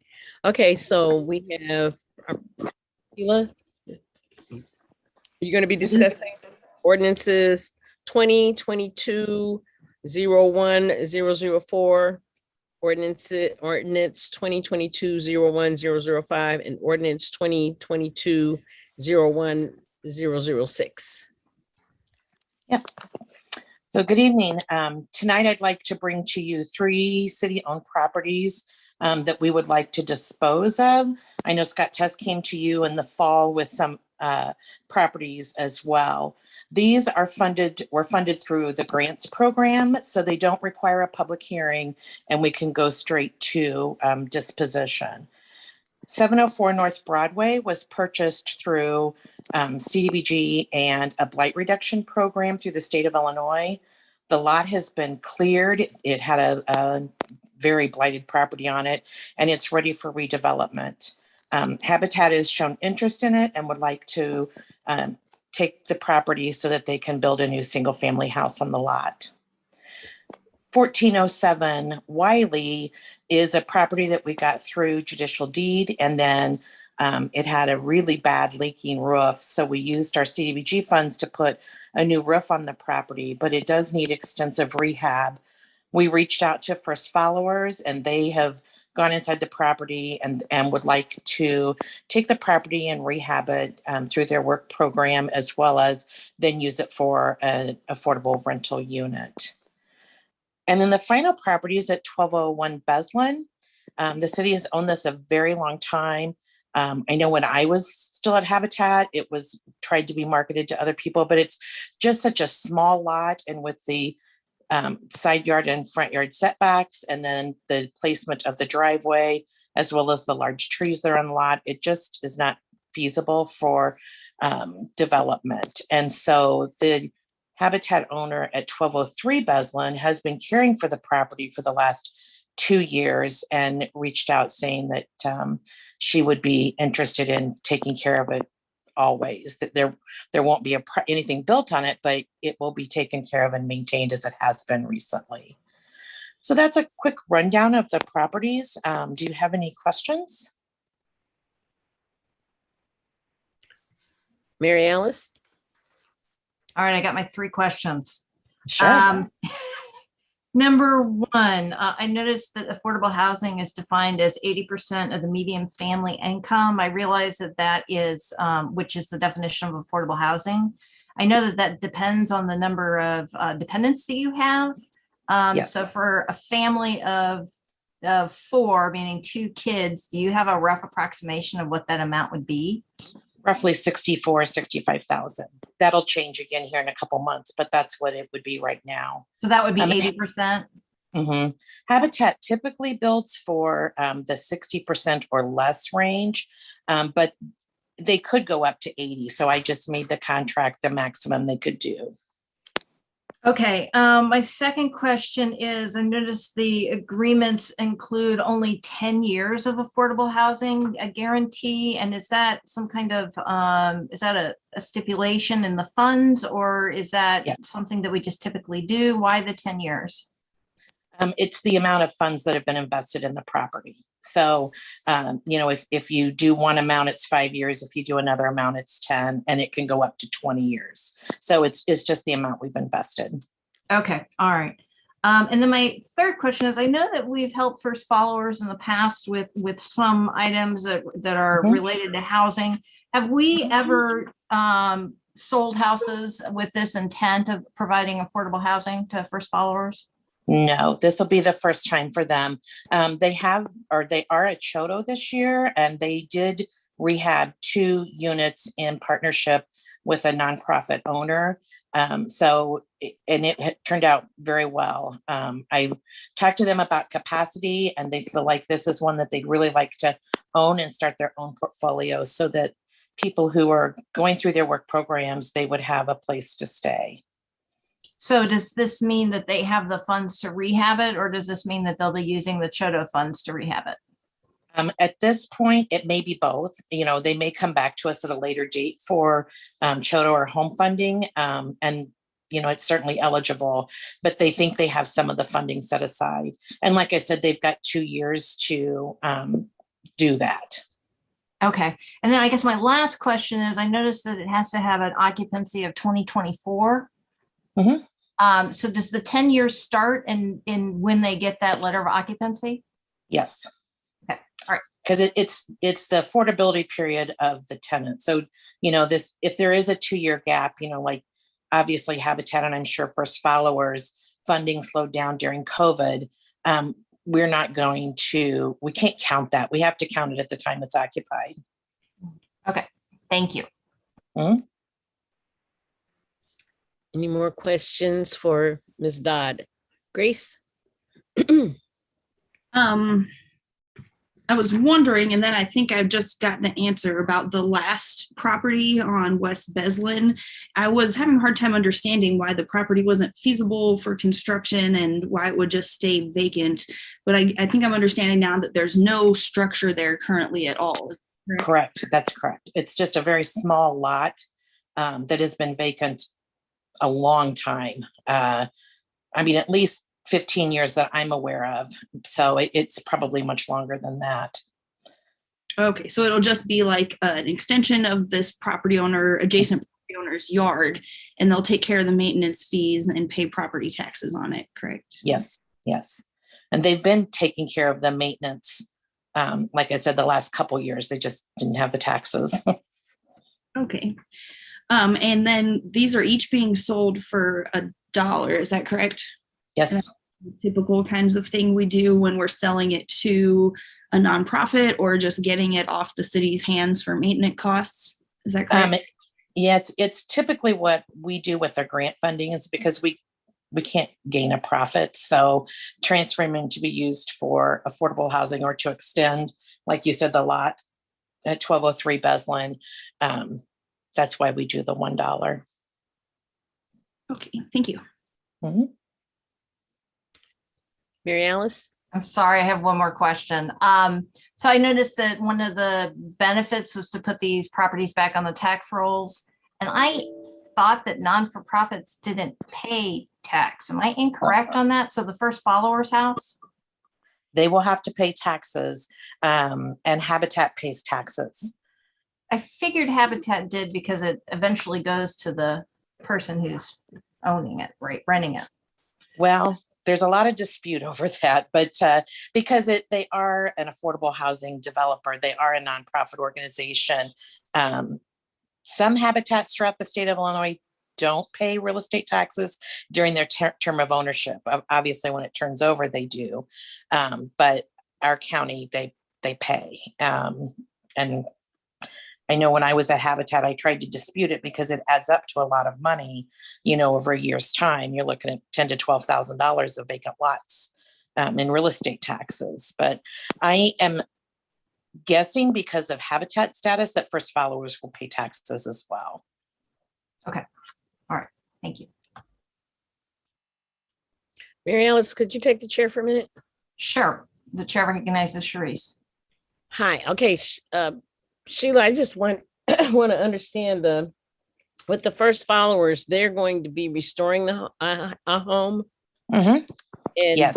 And then using that house to for people that are in their program or like transitional housing when yeah, potentially, or it may turn into something that one of their employees rent. They just want to make it affordable rental to use in their program. Okay. And the property on Beslin, is that the little corner area Yes. across the street from King School? Yes. That's been vacant for like 20 something years. I think Yeah. It's been vacant for a while. All right, I just wanted to understand that, and that's it. Okay. Thank you. All right, I relinquish the chair back to Sharice. Thank you, Mary Alice. Are there any other questions for Ms. Dodd?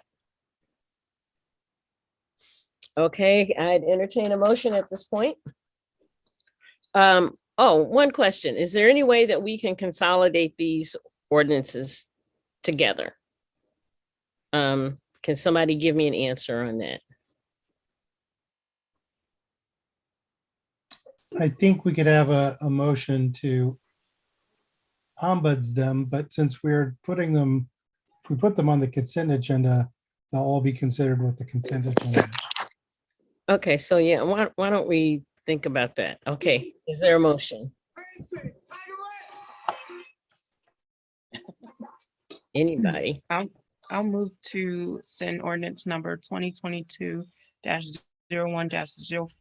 004, 005, and 006. Can I do that and just say all three? And Yes. onto the consent agenda for approval on the consent agenda. I think if we're gonna, so I think the way it works, Phyllis, correct me if I'm wrong, that we need to have a vote to say all those, to move it to one, and then we have a vote on that one. That's correct. Yeah. Okay, so Chandra, let's see. Can we say that we? Yep. I move that we, what's the word? Combined omnibus Yeah, omnibus.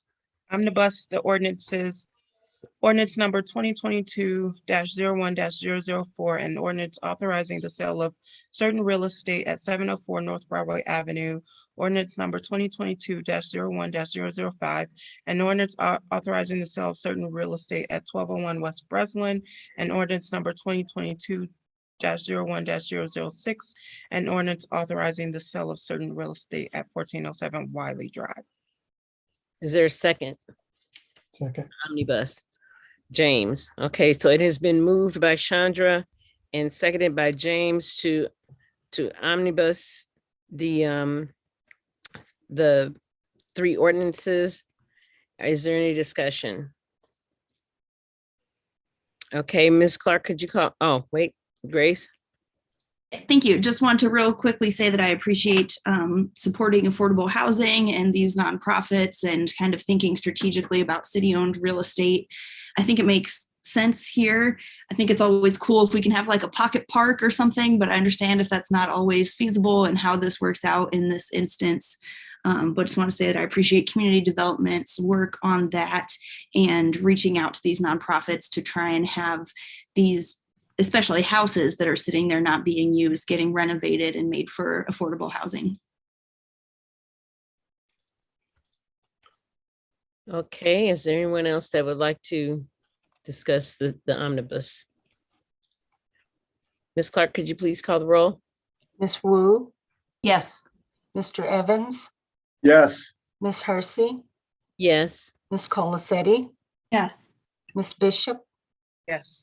Ms. Wilkin, Yes. Mr. Quisenberry. Yes.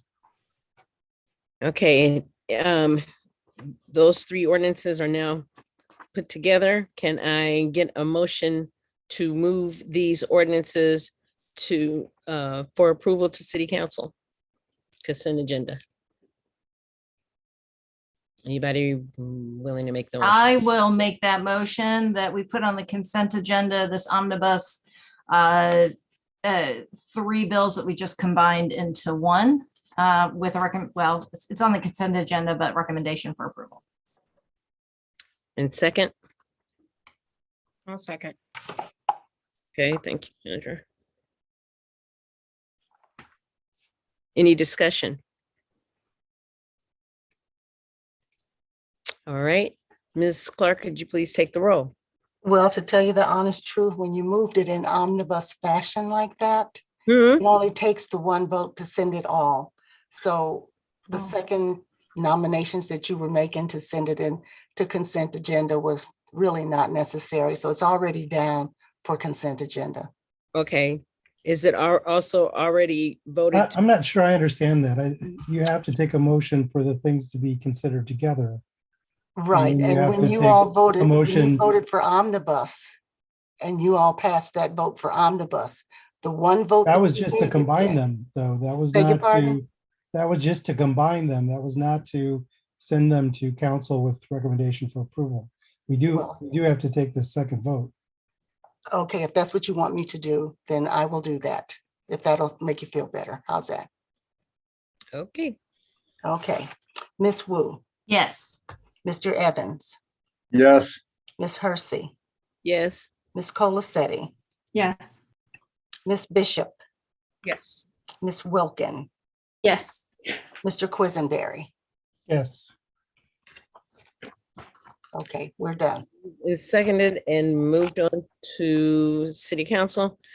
The last thing on our agenda is resolution number 2022-01-003R, a resolution adopting mayor, city council strategic goals for 2022 to 2023. I'll just introduce this if I can. So we prepared this for your consideration to adopt the strategic areas and then the strategies under those strategic areas that have been developed over the 4 meetings that the council had in the 4 public sessions on December 2nd, 3rd, 15th, and January 6th.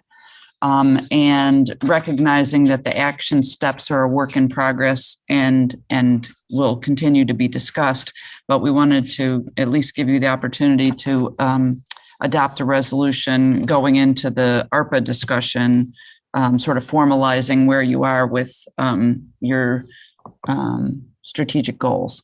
So that's the purpose of this resolution, just to have it available should you decide to adopt it. Thank you, Carol. Mary Alice, question?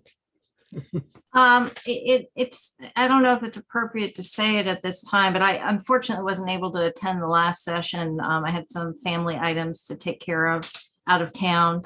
And as I was reviewing these, I had some questions, but I don't have any questions in terms of the strategic areas or even kind of the strategies. I had more questions about the action items. So I'm wondering if City Council would be open to passing this, but removing section 2.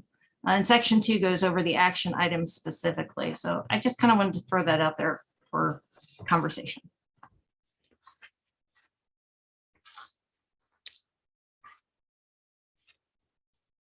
And Grace?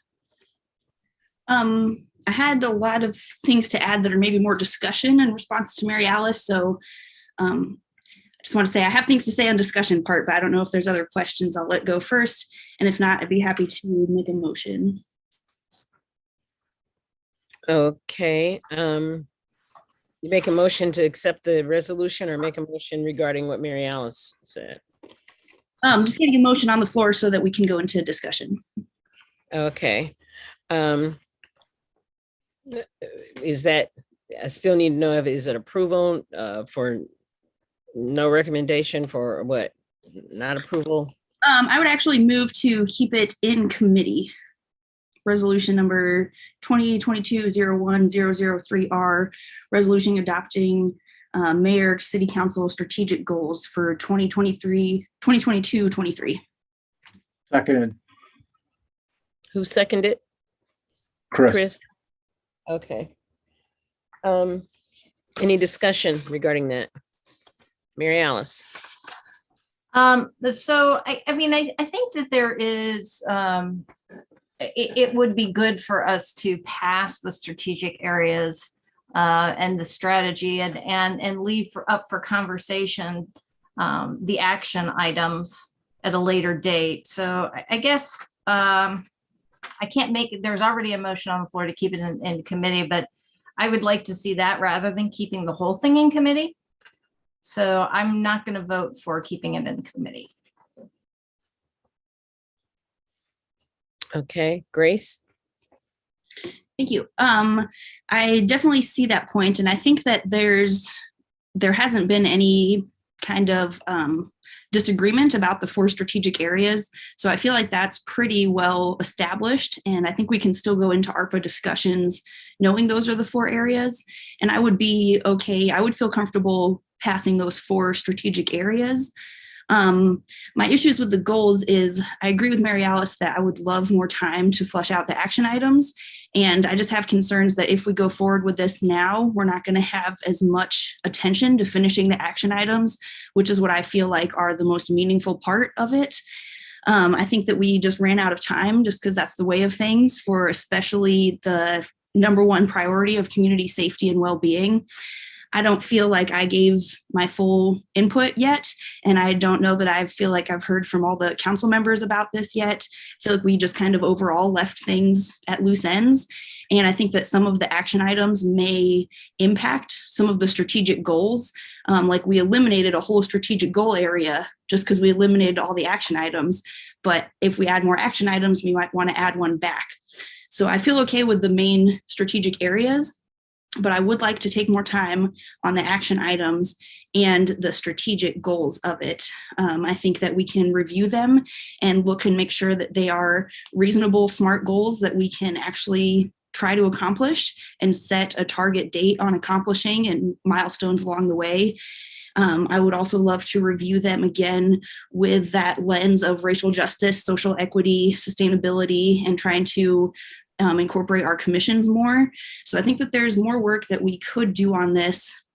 And I think that we can still move into ARPA discussions, knowing our 4 areas of priority with or without officially passing this tonight.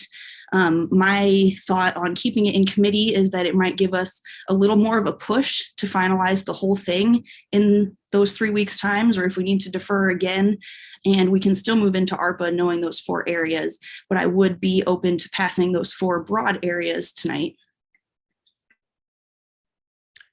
Okay, so Jaya? So I would like to echo that. I think the strategic areas, everyone's worked really hard on those. And I think that it is reflective of what the council's priorities are. I think that being able to pass that and, in recognition of the many conversations we've had is important. But I will say that last meeting, even though I really appreciate that we've had 4 meetings, we had really only a few minutes to discuss the first priority. So I do hear that concern of, I honestly don't know that I heard from all of the council members or even some of the staff who were present.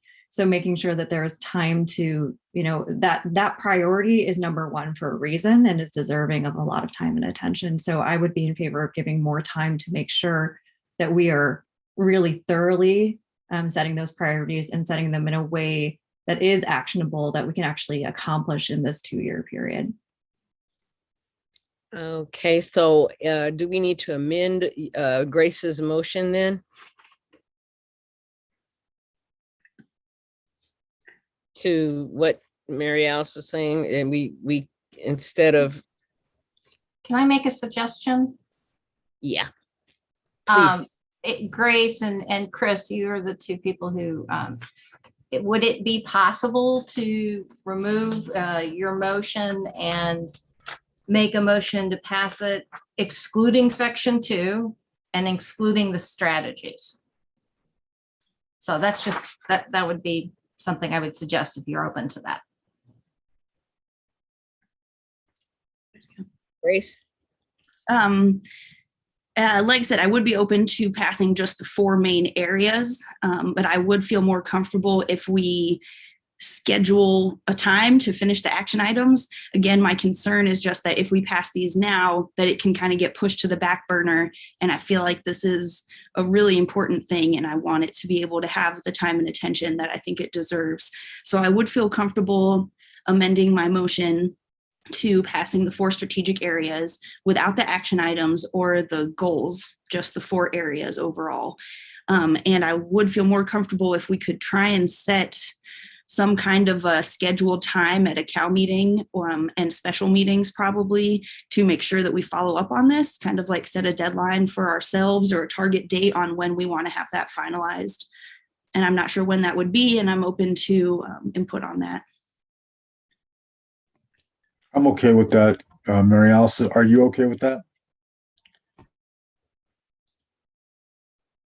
Absolutely. I think that's a good idea. I like having deadlines because I work towards deadlines. Okay, so I'm not sure if this needs to be repeated with the amendments and saying with the amendments made to do without section 2, I guess. Grace? Can you repeat it, Grace? Yeah, I'd be happy to formally amend my motion. I was wondering if there was more discussion on when we think that target deadline should be for the rest of it. Mayor? We'll have to confer with staff and suggest some dates, but we really can't set a date yet until we know what staff's time is going to look like. So we can do it, we'll doodle like we've done in the past for other meetings. Grace? Thank you. I'm wondering if we could at least set like a far date, knowing that we're obviously going to need to work on schedules, but like the end of March, end of April, like some wide window timeframe that we can try and hit, knowing that we have to be flexible, and it will be as soon as reasonably possible, but within a certain time frame. Wondering if you thought like end of March would be reasonable, like 2.5 months to finalize that. I think we'll set some times. It's hard to say, but yeah, that seems reasonable. But I just need to talk with staff first, just out of respect for staff. So as soon as we know, we'll get back. Go ahead, Grace. I was wondering if James could go first in case he had something to add to this. I was just going to say, I think as council, we should commit to getting it done by the end of March. And Mary Alice, could you take the chair, please? And the chair recognizes Sharice. Okay, I think the point is with this, for me, my point in the discussion is that it may be the council that does set the deadline, but we can't do anything without staff. It's not like I have a secretary or anybody else does. And we have a strained staff right now. So making that type of commitment, saying it'll be done by a particular date or something like that, will be kind of difficult, considering it's like we just didn't hear that how many people are out with COVID. So I just want to show respect for the fact that staff people are kind of human. And so I can't really say put their deadline on them when we're all working through this all together. So I don't think it's such a great idea to actually say that we're going to put this deadline end of March or end of nothing, because we don't know. Everything is very fluid right now. And I know that the staff they have other things that they're working on, and so it's not a matter of trying to kick the can down the road. It's about just trying to make it so that everyone that has been involved can still be involved, I think. Okay, thank you. All right, and I relinquish the chair back to Sharice. Thank you, Mary Alice. And I think Jaya had her hand up. Yeah, I was actually going to say, I think it's reasonable for us to say that that's the council's goal, but it's staffing permitted. I mean, let's be honest, we cannot do the work that we need to do without the staff. They've already dedicated hours of their time on top of their other responsibilities to this effort. And I think it's absolutely essential that they continue to be part of these conversations. I know in the conversations I've had with staff, I've really valued having the opportunity to hear more directly from their perspective, get their input, especially when we're talking about going back and revisiting the first priority. We absolutely have to have staff in those conversations. So I don't think it's unreasonable for us to say, I hope that we can do this sooner, but saying by the end of March is a goal for the council, staffing permitted, seems understandable to me. But as Sharice just said, we are all feeling the impact of the pandemic in a new and different way. And that's going to increase the burden on all of the staff, even those who are not out sick or out taking care of sick family members. Okay, Mayor? Can you clarify these future meetings, would they focus on public safety and well-being only, or on all 4 strategic areas? What's your I just want to make sure we have an understanding of what's expected. Grace? I would imagine that it would primarily focus on that public safety one that we ran out of time for. And I think it would also be helpful to look at all of the action items and just have another round of evaluation, making sure that we have reasonable timelines, that they're reasonable, smart goals. And I think it doesn't necessarily have to be all together. It can be people review on their own and send feedback to a person and be ready for a discussion. I think it could look a lot of ways. And in my mind, it would be primarily on strategy 1, and then also taking another sift through all the action items for another final check. Hey, Jaya? I think kind of to that point, just to clarify for folks who might be watching who weren't there for those conversations, in the last one, we went in reverse order. So we spent the majority of time on the last of the goals and then worked backwards and ended with strategy number 1. One of the things that our facilitator had mentioned is that generally one then looks and says, okay, these are all of the things that you said you want to get done in a 2-year period. Is that feasible? And because we ran out of time, we have a lot of things that we said we want to get done in 2 years. And I think that is great, right? It's good to be ambitious, but it's also important that we actually get things done. And to ensure that that happens, I think it is important that we set goals that are realistic and actionable, that we can actually achieve in the period of time that we have allocated for these projects. So just to kind of reiterate what Grace said, I think it does deserve another look through to say, we've said all of these things are important. Do we think that we can get them done in this specific time period? Okay, Mayor? And I do appreciate that I think everyone's top priority is public safety and community violence at this point. So we'll talk with staff with that in mind and with the goal of focusing on that particular one to begin with. And then I think perhaps on an individual basis, council members can go through and look at the other areas and the other action steps and evaluate them as far as what you would place as a priority. It's a very, very ambitious list, and we've got a lot on our plate, and we're slammed. I mean, there's no other word for it. We are slammed. Everybody is slammed. And anyone who's part of an organization or a business, I think, understands that. So I appreciate your understanding as well, and we'll, like I said, I'll talk with staff and see what we think we can do and when, and then get back to you. Okay, anybody else? Grace?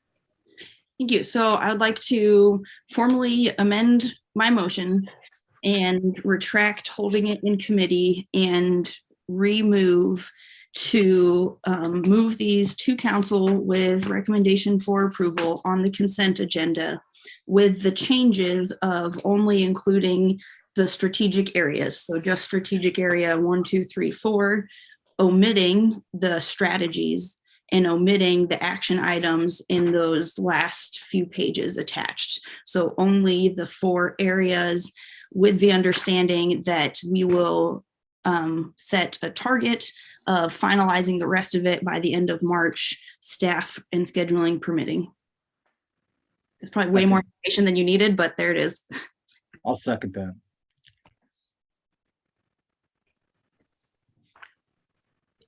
Okay, any discussion regarding the amendment of the resolution proposal or motion? Okay, Ms. Clark, can you call the roll? Yes. Ms. Wu, Yes. Mr. Evans, Yes. Ms. Hersey, Yes. Ms. Colacetti, Yes. Ms. Bishop, Yes. Ms. Wilkin, Yes. Mr. Quisenberry. Yes. Okay, so that has passed, and let's see. Council input and communication.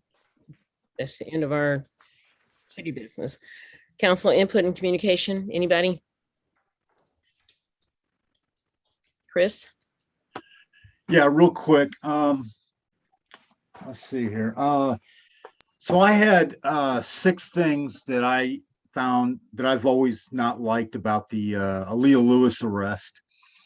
The failure to de-escalate, the punch to the back of the head, the knee to the her back, the safety off the rifle, and the couple that are I'm forgetting. If it were up to me, I would have paid Aaliyah $300,000 for her trouble. I think de-escalation is that important, and it's worth it to bring some integrity to our police force. I don't think that it disqualifies Corey Coker from being in charge of our co-responder. I don't think that he deliberately helped a battering at all.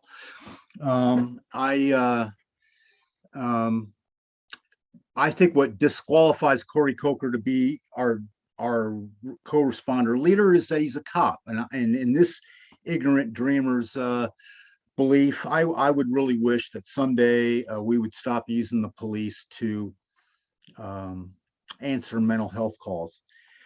That'll be the last time I ever talk about anybody's public input, because I believe it is against the rules of our public input to talk about people's public input. On page 2, first paragraph, it says that we are not allowed to do any problem solving or react to any comments that the public makes during council meetings. So I will never do that again.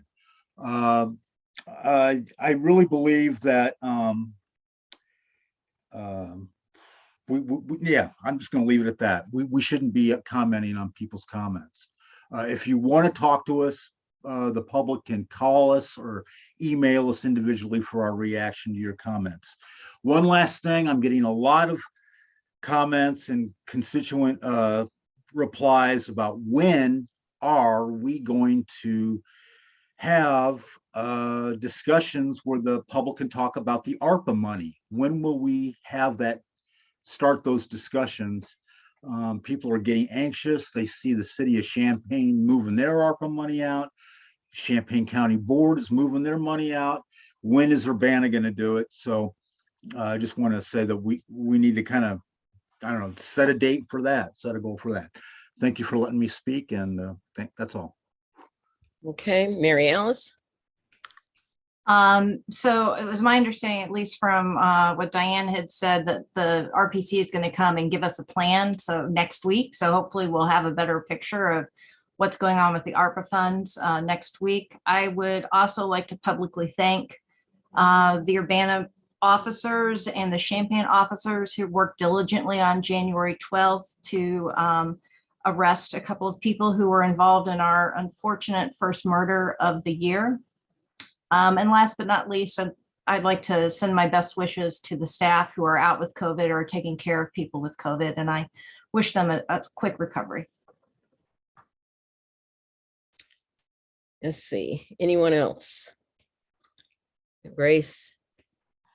Thank you. Want to also just remind the public to, urge you to please take COVID precautions when at all ever possible.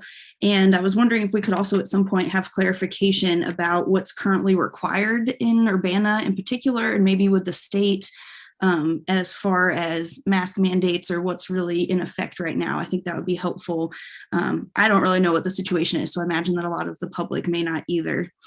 And then as far as some of the incidents that have been brought up, I do think that there is an issue, because I have seen multiple incidences take place in Urbana that I believe are not appropriate with police, that are misuse of force. And I believe that other observers would and have also opinioned that it's inappropriate. And yet they've still been deemed or treated as within policy. So on a broad sense, I would like to, what I see helpful, and I don't know how or if that's possible in my position as counsel, I would like to have meaningful input on the use of force policy with improvements, like maybe defining what misuse of force even is, and then have that policy and other policies meaningfully and transparently have oversight. And then I'm also looking forward to our UPD de-escalation training, since we did keep that allocation of $35,000. We're almost halfway through the year now. So I look forward to whatever that training might be. And I look forward to also hopefully staff exploring options with Police Training Institute and Dr. Sundiata Chajua and some of their experience and resources with that institution. So I hope that that can be one part of this multifaceted system that can get accomplished within this fiscal year. And I think that's all for now. Thank you.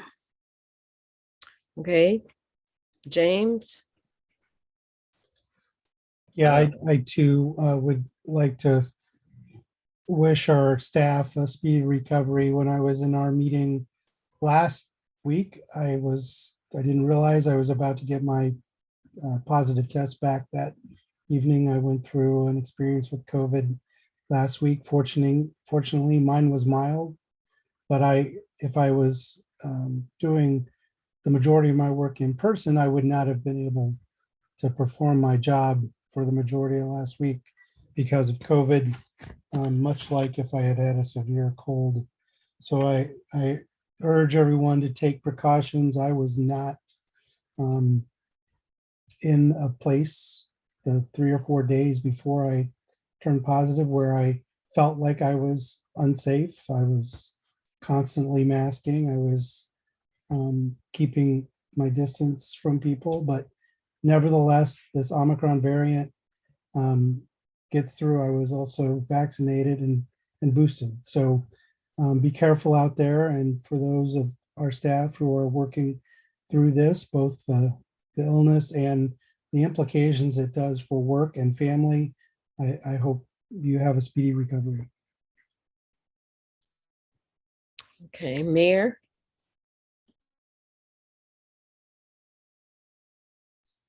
Yes, just wanted to repeat again, we will be kicking off the ARPA process next week, public, and we will be hearing and public engagement is part of that process within the next few weeks through March and April.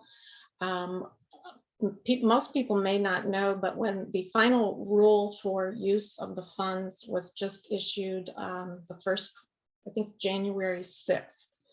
And there were significant changes between the interim rule that everyone else has been using to date and the final rule. Significant more flexibility in use of the funds and the types of uses that are eligible and the amounts allocated to cities for various uses. So in a way, it was actually really good that we waited until this point to get started, because now we are operating under the final rule and we know the full breadth and flexibility that we have to work with. And secondly, there's been a great deal of work that has gone on behind the scenes by the Regional Planning Commission in looking at past plans, public input, all the input we've received to date on the comp plan, summarizing all that. So the speed with which we move through this process to a large extent depends on the council and how quickly you want to go. So, and that'll be explained further next week as well. So it's underway and we're being very thoughtful and careful about this. And we now have just now recently received the final rules that govern the use of this money. And what you'll find in your packet next week is an overview of the final rule from the U.S. Treasury Department. It's about 40-45 pages long, and it will provide very good background information for you and for the public to begin this discussion. So we've been working hard. We've been working hard to prepare for this. Mayor, well, I know your time is almost up, but the other question that Grace had, I think too, was about what the Department of Health recommends now. You usually keep up on that really well. I was wondering if you could give some further, you usually have some information about that. And I was just wondering if you could, my understanding is that it's still to mask up and to get boosted. The basic advice hasn't changed, which is to get vaccinated, to get boosted if you are eligible, to wear a mask indoors, to wear a mask outdoors if you feel the need. At the city building, we require masking indoors, in the hallways or any public areas or in any person-to-person encounters. If you're in your office by yourself, you do not need to wear a mask. We just ordered a large supply of KN95 masks to supply to all employees to wear on a daily basis. I believe it was either a 30 or 60-day supply. I don't remember, but we've upgraded the quality of the masks that we're now supplying to employees. But I've been on many calls, and I'll tell you, the level of confusion has increased exponentially as CDC guidance has changed. And, you know, we went from 10-day quarantine to 5-day quarantine, and it's, everyone is confused. I would say there's general confusion, but we are abiding by the current CDC guidelines as far as isolation, quarantine, and exposures. Okay, thank you. Chandra, you had your hand up. Yes, I just wanted to say that I attended the MLK Day Celebration yesterday at at Cranard. And it was very great, and I appreciate the city joining in with the rest of the counties to do the proclamation. And I just want to sort of make sure that proclamation isn't, just fluff, and that we're actually doing the work and continuing the legacy of MLK, and making sure that we're approaching things in our city with racial equity and justice in mind. So I just wanted to say thank you to the city for the work in